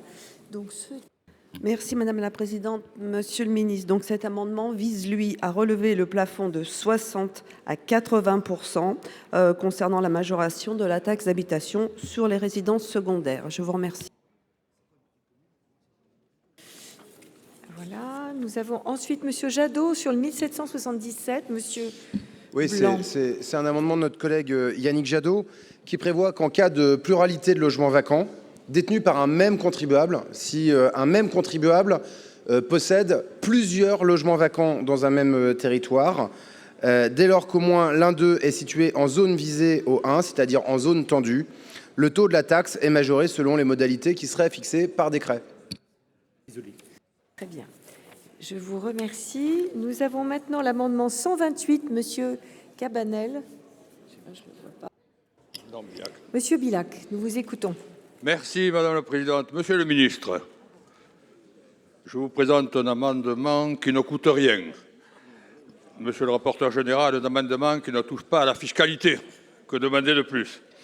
Simplement un amendement de souplesse, un amendement de liberté locale et surtout de cohérence administrative. Il s'agit en effet de modifier la date de délibération pour majorer la taxe d'habitation sur les résidences secondaires, qui est trop précoce et inadaptée aux réalités locales et déconnectée des calendriers budgétaires.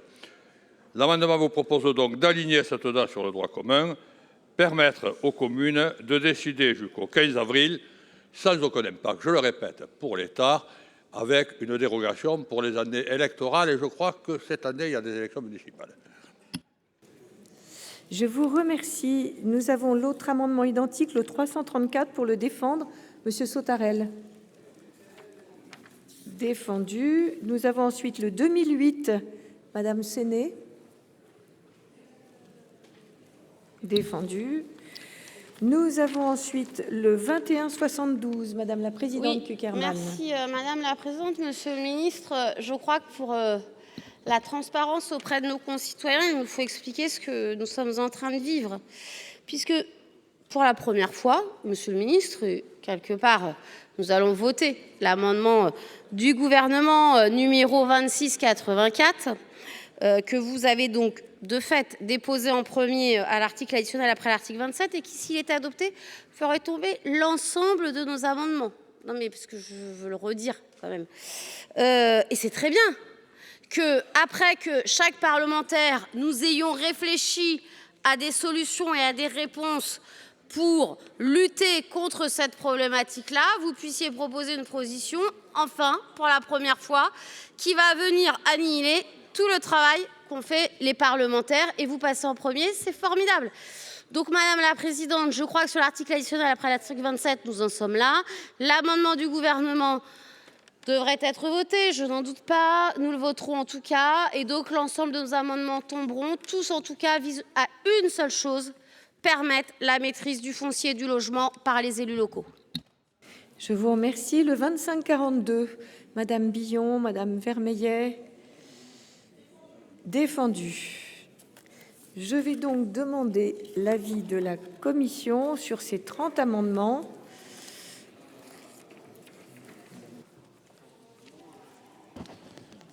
Voilà, je vais donner les éléments, différents éléments et avis. Donc j'espère que j'ai relu, vérifié. Normalement, il ne devrait pas y avoir, en tout cas, d'erreur, mais je vais donner la ligne. Il y a d'abord le sujet de la taxation des logements vacants. Cette taxation qui repose en fait donc sur bien deux impositions distinctes. La TLV, dont le taux, je rappelle, varie sur la durée de vacances. Et là, c'est perçu dans les zones tendues par l'État. La THLV, la taxe d'habitation sur le logement vacant, elle est perçue par les communes hors des zones tendues et le taux est fixé par commune. Et il est le même d'ailleurs que celui de la taxe d'habitation pour les résidences secondaires. Il y a de nombreux amendements qui proposent la fusion de ces deux taxes sur les logements vacants. L'an passé, notre Assemblée a adopté des amendements visant à fusionner ces deux taxes, ou plus précisément à supprimer la TLV et à généraliser la taxe d'habitation sur les logements vacants. L'ensemble de la taxation de la vacance aurait ainsi reposé sur une seule imposition affectée au bloc communal. Mais ces amendements, à l'époque, n'ont pas prospéré. Depuis, on a eu la mission d'information de la Commission des finances sur le financement du ZAN, qui a remis l'ouvrage sur le métier pour proposer une version que je qualifierais peut-être de plus aboutie des amendements sénatoriaux de l'an dernier. Je veux d'ailleurs à cet instant saluer le résultat de ces travaux que matérialisent en effet les amendements déposés par nos deux collègues, les sénateurs Hervé Maurey et Jean-Baptiste Blanc, repris sur les autres bancs de notre Assemblée.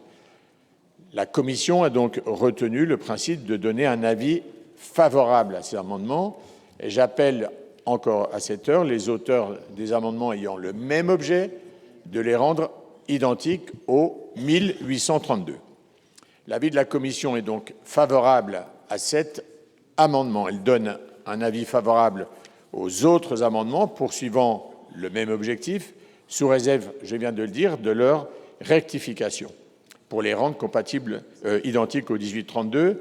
Et j'appelle le gouvernement, ou je propose au gouvernement de retirer sa rédaction de telle manière de travailler ensuite à faire converger les deux objectifs dans la navette. Il y a d'autres amendements qui proposent de renforcer la taxe sur les logements vacants. Ce sont les amendements 336, 20, 29, 21, 90 et 25, 54 qui, eux, proposent d'élargir les zones considérées comme tendues afin d'étendre le champ d'application de la taxe sur les logements vacants. L'avis de la Commission est défavorable, car cela aurait un impact qui n'est pas compensé sur les communes, qui changeraient de zonage et qui perdraient donc la possibilité d'établir la THLV. L'amendement 608 propose, lui, la création d'une nouvelle taxe sur les logements insalubres. C'est un avis là défavorable qui s'appuie sur la jurisprudence constitutionnelle qui priverait d'effectivité cette taxe. L'amendement 2299 vise, lui, à exonérer de TLV des logements destinés à l'hébergement des personnes vulnérables, car la vacance de ces logements doit à tout prix être réduite. Les amendements 2282, 2281 et 1705 visent à augmenter le taux de la TLV. J'y suis également défavorable, en particulier pour le 1705, qui renvoie à un décret et qui est donc entaché d'incompétence négative. Il y a aussi, enfin, le sujet de la majoration de la THRS. Certains amendements visent à augmenter le taux maximal de cette majoration, actuellement fixé à 60%, jusqu'à 80, 100, 200, voire même 300%. J'y suis défavorable car il conduirait à augmenter excessivement la fiscalité pesant sur ces contribuables. L'amendement 1400 vise non seulement à augmenter ce taux, mais encore à élargir le nombre des communes dans lesquelles la majoration peut être appliquée. J'y suis défavorable car la majoration de la THRS ne me semble avoir de sens que pour éviter la multiplication des résidences secondaires en zones tendues. Hors de ces zones, je pense que cette majoration ne serait pas comprise par les contribuables. Enfin, l'avis est défavorable sur l'amendement 1777 parce que, écrit comme il n'est pas opérant.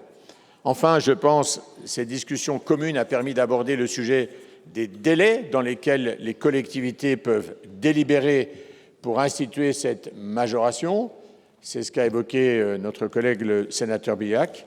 Actuellement, ces délais varient selon que la délibération porte sur le taux ou sur l'assiette de l'impôt. Pourtant, alors que cette majoration s'apparente à une mesure de taux, Le délai pour l'instituer est aligné sur celui des mesures d'assiette. Je souhaite donc connaître l'avis du gouvernement sur ce point et ça porte sur les amendements 128, 334, 2008, 2172 et 2542. Je vous remercie, Monsieur le ministre. Est-ce qu'on a tous les avis? Fions bien si nous avons tous les avis, Monsieur le rapporteur général. Mais...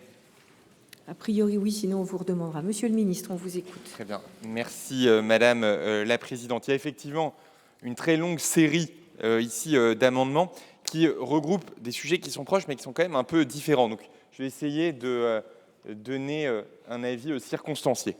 Faut-il augmenter la taxe d'habitation sur les résidences secondaires, comme c'est proposé avec des taux différents par un certain nombre d'amendements? Je n'y serais pas favorable.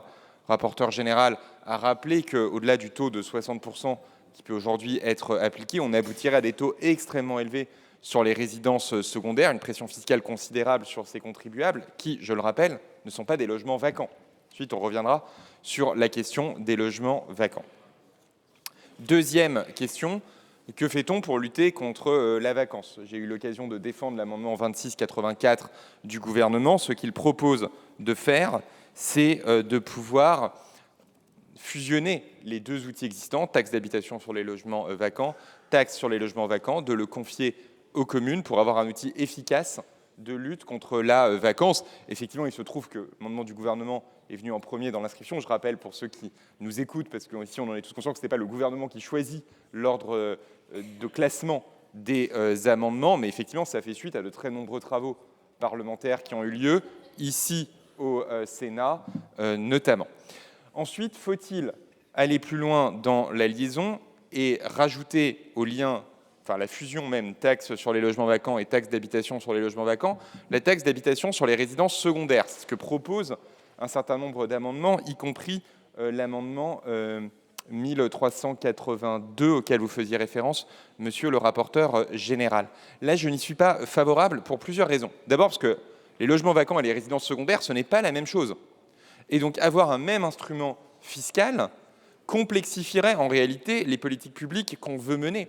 D'ailleurs, au passage, dans un grand nombre de territoires aujourd'hui, la taxe sur les logements vacants étant supérieure à la taxe d'habitation sur les résidences secondaires, si on fusionnait les trois, si on liait les trois, ça aboutirait à réduire la taxe sur la vacance, ce qui n'est pas, je pense, l'objectif poursuivi. Pour cette raison-là, je serais aussi défavorable à la déliaison des taux concernant la THRS, mais je pense qu'on aura l'occasion d'y revenir après. En tout cas, je crains que si on mélange la taxe d'habitation sur les résidences secondaires et la taxe sur les logements vacants, on aboutisse en fait à l'inverse de l'effet recherché. C'est-à-dire qu'on dispose d'un outil moins pertinent pour les communes qui ne pourront plus faire la distinction entre les résidences secondaires et les logements vacants. Et après tout, bien des collectivités souhaitent pouvoir faire cette distinction, on les empêcherait de pouvoir la faire. Et donc, on conduirait probablement à réduire dans un certain nombre de cas la taxe sur la vacance parce qu'on la lierait à la taxe d'habitation sur les résidences secondaires.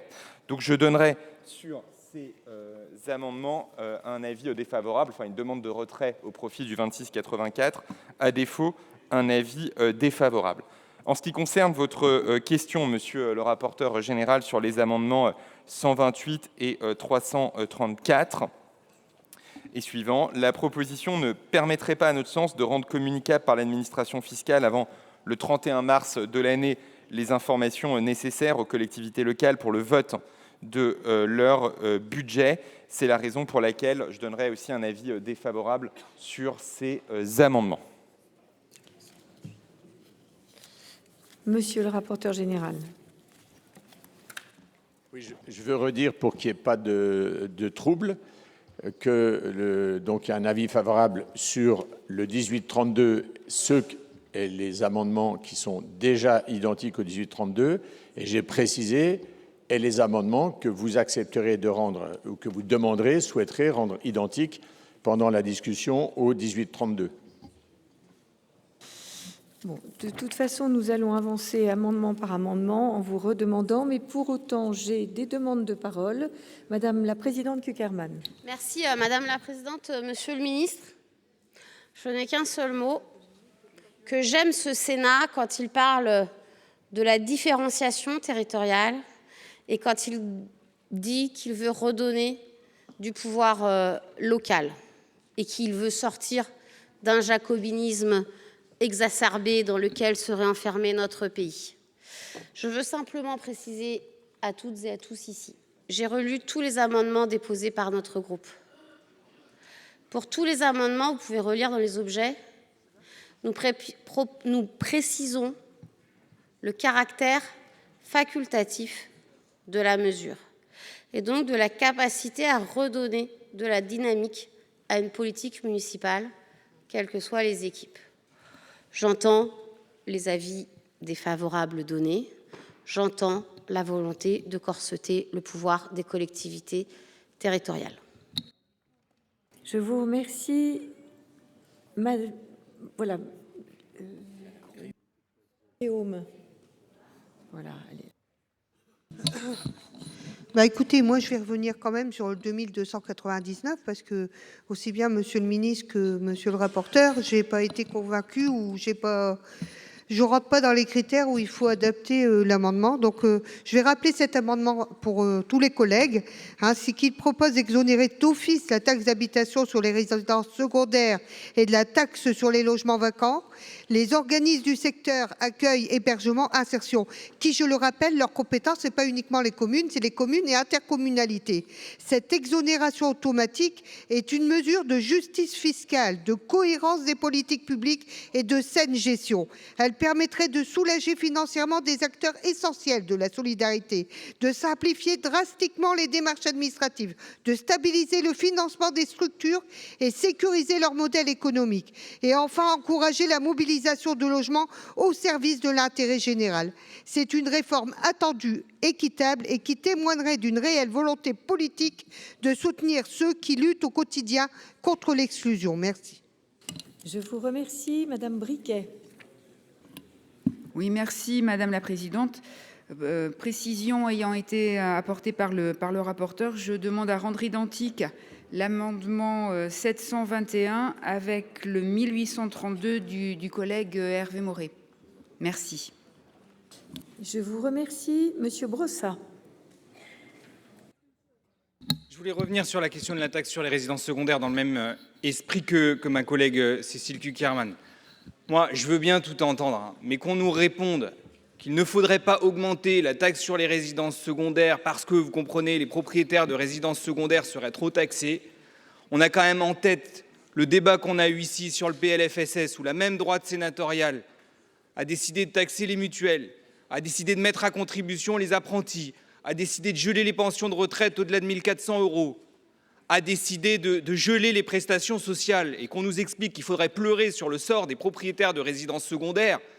Et une fois de plus, il ne s'agit pas de l'augmenter globalement, il s'agit de permettre aux communes qui le souhaitent de rehausser la taxe sur les résidences secondaires. On ne doit pas avoir tout à fait la même conception de la justice sociale et de la justice fiscale. Merci. Monsieur Jadot. Oui, merci Madame la Présidente. Par rapport aux justifications données notamment par Monsieur le Ministre, je vous rappelle que ce soit dans la taxation sur les logements, taxation progressive sur les logements vacants, comme sur la progressivité de la taxe d'habitation sur les résidences secondaires, nos amendements prennent en compte à la fois évidemment les zones tendues, mais amènent un critère d'encadrement qui me paraît extrêmement important, qui est la question de la multipropriété. C'est vraiment l'idée qu'à partir du moment où, que ce soit sur les logements vacants comme sur les résidences secondaires, il y ait cette progressivité, cette taxation beaucoup plus forte à partir du moment où il y a plusieurs biens détenus. Je vous remercie. Monsieur Blanc. Oui. L'an dernier, dans le cadre de la mission d'information sur le ZAN, puisqu'on me demande de rendre identique le 1165 avec l'amendement de notre collègue Hervé Maurey, j'étais un ardent défenseur de la fusion de la TLV, de la THLV et de la THRS. J'ai défendu cela dans la mission d'information, le même amendement que notre collègue Hervé Maurey. On s'est battu l'année dernière pour que ce soit voté, pour que ce soit conservé à la seconde, en deuxième lecture. Et il y a eu un travail, notamment du groupe centriste et de son président, pour faire en sorte que cet amendement ne disparaisse pas. Il a ensuite, avec le 49.3, connu, enfin la loi spéciale, connu la suite que l'on connaît. Je ne ferai pas cela aujourd'hui pour une raison simple, c'est que j'ai eu des retours de maires qui disent exactement ce qu'a dit Monsieur le ministre, en disant mais attention, on a des situations différentes entre la THRS et la THLV. Il y a des différences. Dans certains endroits, on a besoin de renforcer la THRS. Dans d'autres, on a besoin de renforcer la THLV et inversement. Donc il faut qu'on soit extrêmement précautionneux dans la façon dont on va faire bouger ces outils. Je crois à la fusion de la THLV et à la TLV. Je le dis aujourd'hui parce que j'ai évolué sur cela à partir d'exemples concrets. Ça, c'est le premier point. Et le deuxième point, sur la THRS, il faut effectivement qu'on donne la liberté aux maires, comme le disait Yann Brossat, de pouvoir avoir une politique adaptée. Je le redis, j'ai dans le Maine-et-Loire une petite commune de 100 habitants. Si on augmente de 60 à 100%, ça aura zéro impact. Il me le dit, je crois qu'il faut qu'on leur fasse confiance à ces élus dans nos territoires. Je vous remercie, Monsieur Sautarel. Oui, merci Madame la Présidente. Merci au rapporteur général d'avoir rappelé l'historique de ces travaux et à nos collègues Jean-Baptiste Blanc et Hervé Maurey qui ont travaillé sur cette mission avec d'autres bien sûr qui y ont participé. En conséquence de quoi, moi je rendrai aussi mon amendement 338 compatible avec le 1832, sachant que sur la question de la THRS, on y reviendra tout à l'heure, je crois, avec un amendement du rapporteur notamment. Et si je peux me permettre, Monsieur le Ministre, je vous inviterai à rendre le vôtre aussi compatible avec celui-ci, parce qu'il me semble celui qui est le plus efficace et le plus partagé ici au sein de notre Assemblée. Et j'en profite pour retirer également mon amendement 336 après les observations du rapporteur général. Merci. Merci, Monsieur Bilac. Merci, Madame la Présidente. Monsieur le ministre, je n'ai pas compris votre avis négatif sur mon amendement numéro 128. Il s'agit tout simplement d'appliquer pour les taux de taxe d'habitation sur les résidences secondaires, d'appliquer les mêmes règles que pour toutes les autres décisions du conseil municipal pour la fiscalité locale. Alors vous avez parlé de mairies qui voudraient voter au mois de mars. Je vous rappelle les termes de l'amendement, entre le 1er janvier et le 15 avril. Donc si quelqu'un veut voter au mois de mars, il peut. Il n'y a pas de problème. Je vous remercie. Monsieur Delcros. Monsieur Delcros a demandé la parole. Oui, simplement je réponds favorablement à la demande du rapporteur général et je rends mon amendement identique au 1832. Je vous remercie. Monsieur le ministre, vous avez demandé la parole. Alors, identique.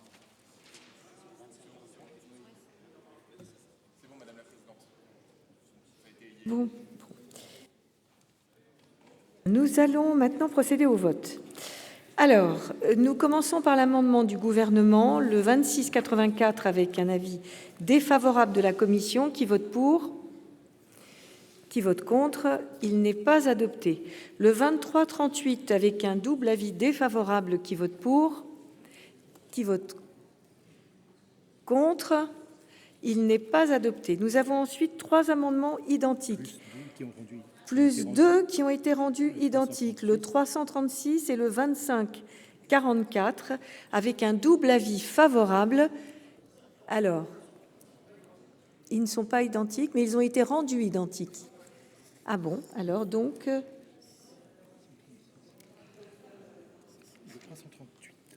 Excusez-nous, c'est le 338. Monsieur Blanc, c'est le 338. Donc, je reprends. Des amendements identiques, le 721, le 1165, le 1832, le 338 et le 2544, qui sont tous identiques, avec un avis favorable de la commission et favorable du gouvernement. Qui vote pour? Qui vote contre? Ils sont adoptés et font tomber les amendements suivants jusqu'à l'amendement 1400 inclus. Nous passons donc à l'amendement 2628. Madame Romani. Merci, Président. Cet amendement veut enfin aligner responsabilités et moyens. Il a été travaillé avec Départements de France suite à notre réunion avec Monsieur Sauvadet, ici au Sénat. Il propose de transférer au département dès 2026 la taxe sur les cartes grises pour financer directement l'entretien des routes, infrastructures essentielles aux mobilités quotidiennes des territoires ruraux et périurbains. Ce sont les départements qui assument l'entretien de l'immense majorité des routes.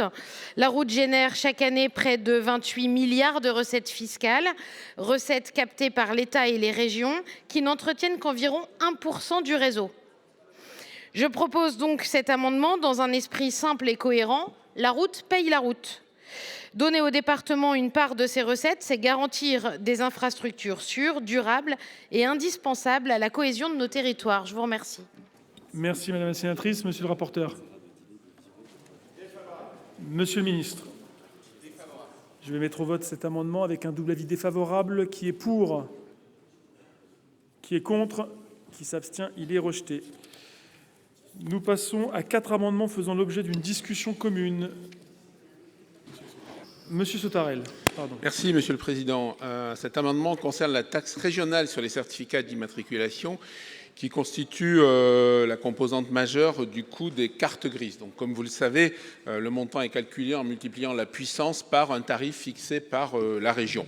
Aujourd'hui, cette taxe constitue un financement important des services publics et connaît des situations assez hétérogènes entre les régions. L'instauration d'un plancher et d'un plafond national permettrait de garantir à la fois un financement minimal du service public tout en protégeant les usagers contre des hausses excessives, tout en laissant aux régions dans ce créneau, dans ce cadre-là, dans cet intervalle-là, la possibilité de fixer librement leurs tarifs. Le présent amendement vous propose donc d'encadrer la taxe régionale dans une fourchette entre 60 € et 80 €. Merci Monsieur le sénateur. Nous passons à 3 amendements identiques avec l'amendement 542. Madame Ciintu. Oui, le présent amendement vise à relever le plafond de la taxe régionale sur les certificats d'immatriculation afin de permettre aux régions d'adapter leurs ressources aux besoins croissants de financement des politiques publiques, notamment en matière de mobilité, de transition écologique et d'investissement dans les infrastructures, tout en tenant compte de l'évolution du contexte économique et budgétaire. Madame la sénatrice, le 1642, identique, Monsieur Uzena, défendu. Merci Monsieur le Président. Non, parce qu'il y a quand même quelques éléments de contexte par rapport à la collègue qui proposait le transfert au département. Dans l'absolu, dans un monde idéal, oui. Parce qu'en effet, les cartes grises ou l'assise sur l'énergie, alors qu'on doit censé promouvoir les mobilités décarbonées, ça n'a pas de sens, Monsieur le Ministre. Ce n'est pas un panier de recettes cohérent avec les compétences exercées, mais aujourd'hui, les régions, elles sont au bout d'un système. Très clairement, elles ont augmenté leurs dépenses d'investissement de façon significative, près d'1 milliard supplémentaire en 2024 pour atteindre 15 milliards, notamment sur le sujet des mobilités. Et pour autant, la Cour des comptes l'a bien pointé, ce sont elles, alors que leur situation financière s'érode, qui sont le plus mises à contribution pour l'effort que vous proposez. Et donc, pour toutes ces raisons, aujourd'hui, il faut qu'elles puissent renforcer les maigres recettes qui leur restent, dont notamment la carte grise. C'est l'objectif de cette remontée de plafond. C'est d'une part constater le besoin d'investissement et d'autre part, aujourd'hui, la crise financière qu'elles doivent affronter. Je vous remercie. Merci. Monsieur Delcroix, amendement identique. Il est défendu. Il est identique. Il vise à relever le plafond dans les conditions des précédents pour favoriser l'investissement des collectivités sur les mobilités. Merci, monsieur le sénateur. Je vais donc demander l'avis de la commission. Monsieur le rapporteur général. Alors, sur le sujet des cartes grises et dans le dialogue avec les régions, c'était un sujet qui a été abordé. Et pour tout vous dire, il ne fait pas l'unanimité entre les régions pour plusieurs raisons d'ailleurs, parce que les tarifs aujourd'hui ne sont pas les mêmes selon les régions. Donc je dis ça, oui, ça paraît assez normal, mais c'est pour essayer de vous proposer un point de convergence et d'atterrissage. Par exemple, dans l'amendement du sénateur Sautarel, il y a un plancher à 60 €. Un certain nombre de régions ne sont pas à 60 €. Et donc je pense que notre rôle n'est pas de conférer un caractère obligatoire au minimum. Ce serait même, c'est un peu contre-intuitif par rapport à la liberté des collectivités locales et donc de la région. Et à l'inverse, puisque le plafond est aujourd'hui à 60 €, l'an dernier on avait adopté un amendement le passant à 65 €. Là, il y a plusieurs amendements qui proposent de passer à 80. Je pense qu'il faut qu'on soit peut-être plus raisonnable. En tous les cas, je le vois comme ça, puisque quand on passe de 60 à 80, c'est quand même une augmentation de plus de 20%, même de plus de 30%. Ça n'est pas rien. Vous savez très bien ce qui sera dit ou écrit, et à mon avis, à juste titre, par rapport à la fiscalité que l'on fait reposer excessivement sur l'automobiliste. Si vous en êtes d'accord, je propose que l'on, puisqu'il faut avancer à mon avis par rapport à l'an passé et à ce qu'on fait là, qu'on ait une proposition intermédiaire ou intercalaire à 70 € en plafond, ce qui permettrait de libérer évidemment des capacités pour les conseils régionaux, pas de plancher, pardon, et un plafond porté de 60 à 70 € maximum. En tout cas, c'est la proposition que je vous fais, si vous en êtes d'accord à ce moment-là, de telle manière que peut-être, si vous l'acceptez, on puisse avoir une position convergente. Merci, monsieur le rapporteur général. Je vais consulter donc les auteurs de ces amendements identiques pour savoir par rapport à la proposition du rapporteur général. Monsieur Uzena. Merci, Monsieur le Président. Monsieur le rapporteur général, vous le savez comme nous, aujourd'hui, la quasi-totalité des régions sont au plafond, ou en tout cas s'en rapprochent, parce qu'encore une fois, elles font face à une crise de leurs ressources. Et donc ensuite, moi, je m'interroge toujours. Vous avez dit, à raison, il ne faut pas fixer de plancher. Nous vous rejoignons complètement. Mais de la même façon, dans l'absolu, il ne devrait quasiment pas y avoir de plafond, parce que nous faisons confiance aux élus.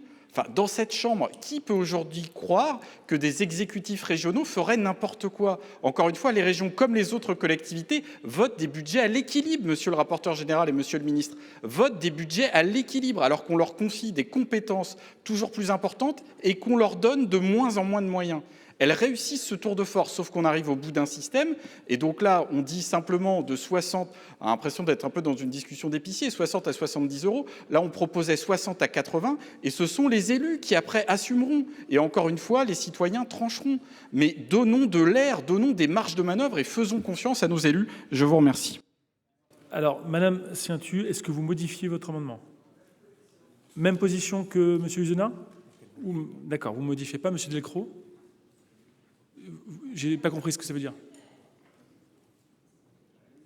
Je veux bien rectifier mon amendement pour l'aligner sur la proposition du rapporteur général. Merci. Madame la présidente Cukierman. Merci, monsieur le président. Monsieur le ministre, non, je commençais à m'inquiéter. Parce que d'abord, moi, je vais vous faire une confession. Je suis élue régionale depuis 2004. Et donc, je peux vous dire tout le bien et tout le mal que je pense de cette collectivité, mais surtout tout le bien avec, si, non mais c'est vrai, avec à un moment donné un certain nombre d'objectifs, peut-être mal perçus par nos concitoyens, mais qui sont en tout cas indispensables pour l'aménagement de notre territoire. Et effectivement, comme l'ont dit les collègues précédemment, la nécessité tout de même de garder des recettes dont elles n'ont plus. Donc, moi, je serais plutôt pour voter les amendements tels que déposés initialement, mais je pense que nous avons une obligation ici ce soir, savoir quelque chose qui soit voté et qui donne les moyens aux régions demain de pouvoir en être. Donc, j'entends que notre collègue Delcros vient de modifier son amendement pour le rendre conforme. Donc, monsieur le rapporteur, est-ce que s'il est rendu conforme, on part sur un avis favorable et en tout cas, nous pouvons donner les moyens aux régions demain de continuer de faire ce qu'elles font. Monsieur Sautarel. Oui, merci, Monsieur le Président. Alors, je n'ai pas entendu l'avis de Monsieur le Ministre sur nos rapporteurs, mais je vais le donner après, justement. Après. Alors, c'est difficile de les modifier sans avoir l'avis. Pour autant, j'entends les propositions du rapporteur général et je dis moi aussi que partageant le même hémicycle régional que Cécile Cukierman, je connais aussi les besoins des régions.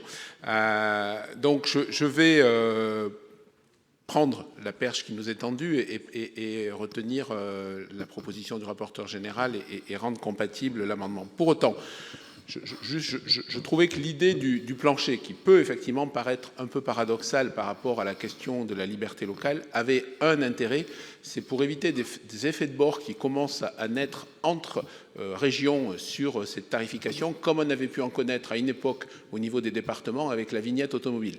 Voilà, c'était simplement la raison pour laquelle, en plus du plafond, j'avais proposé un plancher, mais je retire mon amendement et je me rends conforme à celui proposé par le rapporteur général. Merci. Merci, monsieur le sénateur. Alors, monsieur le ministre, nous avons besoin de votre avis sur le 325 et le 2531 qui deviennent du coup identiques, avec la proposition favorable donc du rapporteur général, et les deux autres, madame Ciintu et monsieur Uzenat, qui restent sur l'amendement initial.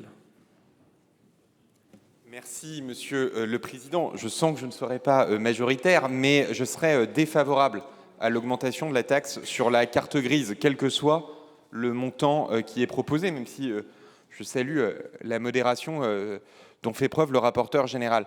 Simplement parce que la taxe sur les cartes grises, c'est une taxe qui est due par les familles qui s'agrandissent, par les travailleurs qui ont besoin d'acheter un nouveau véhicule. Et donc, c'est une nouvelle taxe sur les Français des classes moyennes, sans distinction d'ailleurs de revenus. Et donc, c'est la raison pour laquelle j'y serai pour ma part défavorable. Merci, monsieur le ministre. Alors, je vais donc mettre monsieur le rapporteur général. Oui, pardon. J'ai l'impression qu'on devrait pouvoir converger. En tous les cas, je le souhaite. Moi, à ce stade, je veux en tous les cas remercier les uns les autres parce que j'ai proposé une solution médiane sans avoir, par anticipation, déposé d'amendement. Ça avait été un peu chaud l'an passé, donc il faut un peu essayer de varier et surtout de sentir ce qui se passe. Mais je le redis, je fais cette proposition parce que, comment dirais-je, au regard de ce que vous avez déposé comme amendement et des échanges que j'ai eus avec les présidents de région et du travail qu'on a pu mener à bien en plusieurs temps d'ailleurs, dans des moments de convergence, vraiment je salue l'effort que les uns et les autres ont fait ce soir pour proposer cette vision. Là, je ne peux pas vous laisser la parole sur votre amendement. Oui, mais là, pour le coup, on vote les amendements identiques, dont le vôtre, puisque vous ne l'avez pas modifié. Et donc, je peux vous laisser la parole sur les autres amendements, mais pas tout de suite. On fait voter d'abord votre amendement. Donc, nous votons sur le 542 de Madame Ciintu, et qui est identique à celui de Monsieur Uzenat, le 1642, avec un double avis défavorable. Oui, Monsieur Cozic.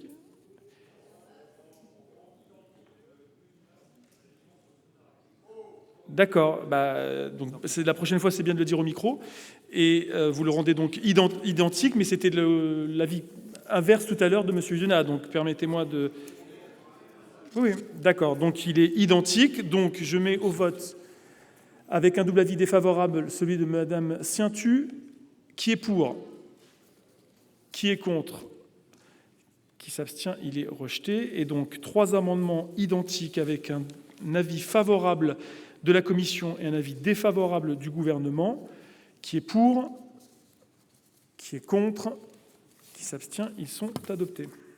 Voilà donc pour ces débats autour du budget de l'État pour l'année prochaine. Le Sénat votera sur l'ensemble du texte demain jeudi. Il fait toujours l'objet, vous le savez, d'un important bras de fer politique avec le gouvernement et l'Assemblée nationale. On suivra bien évidemment la suite de la navette parlementaire sur Public Sénat. Voilà, c'est la fin de cette émission. Merci d'avoir suivi. Restez avec nous. L'information politique continue sur notre antenne.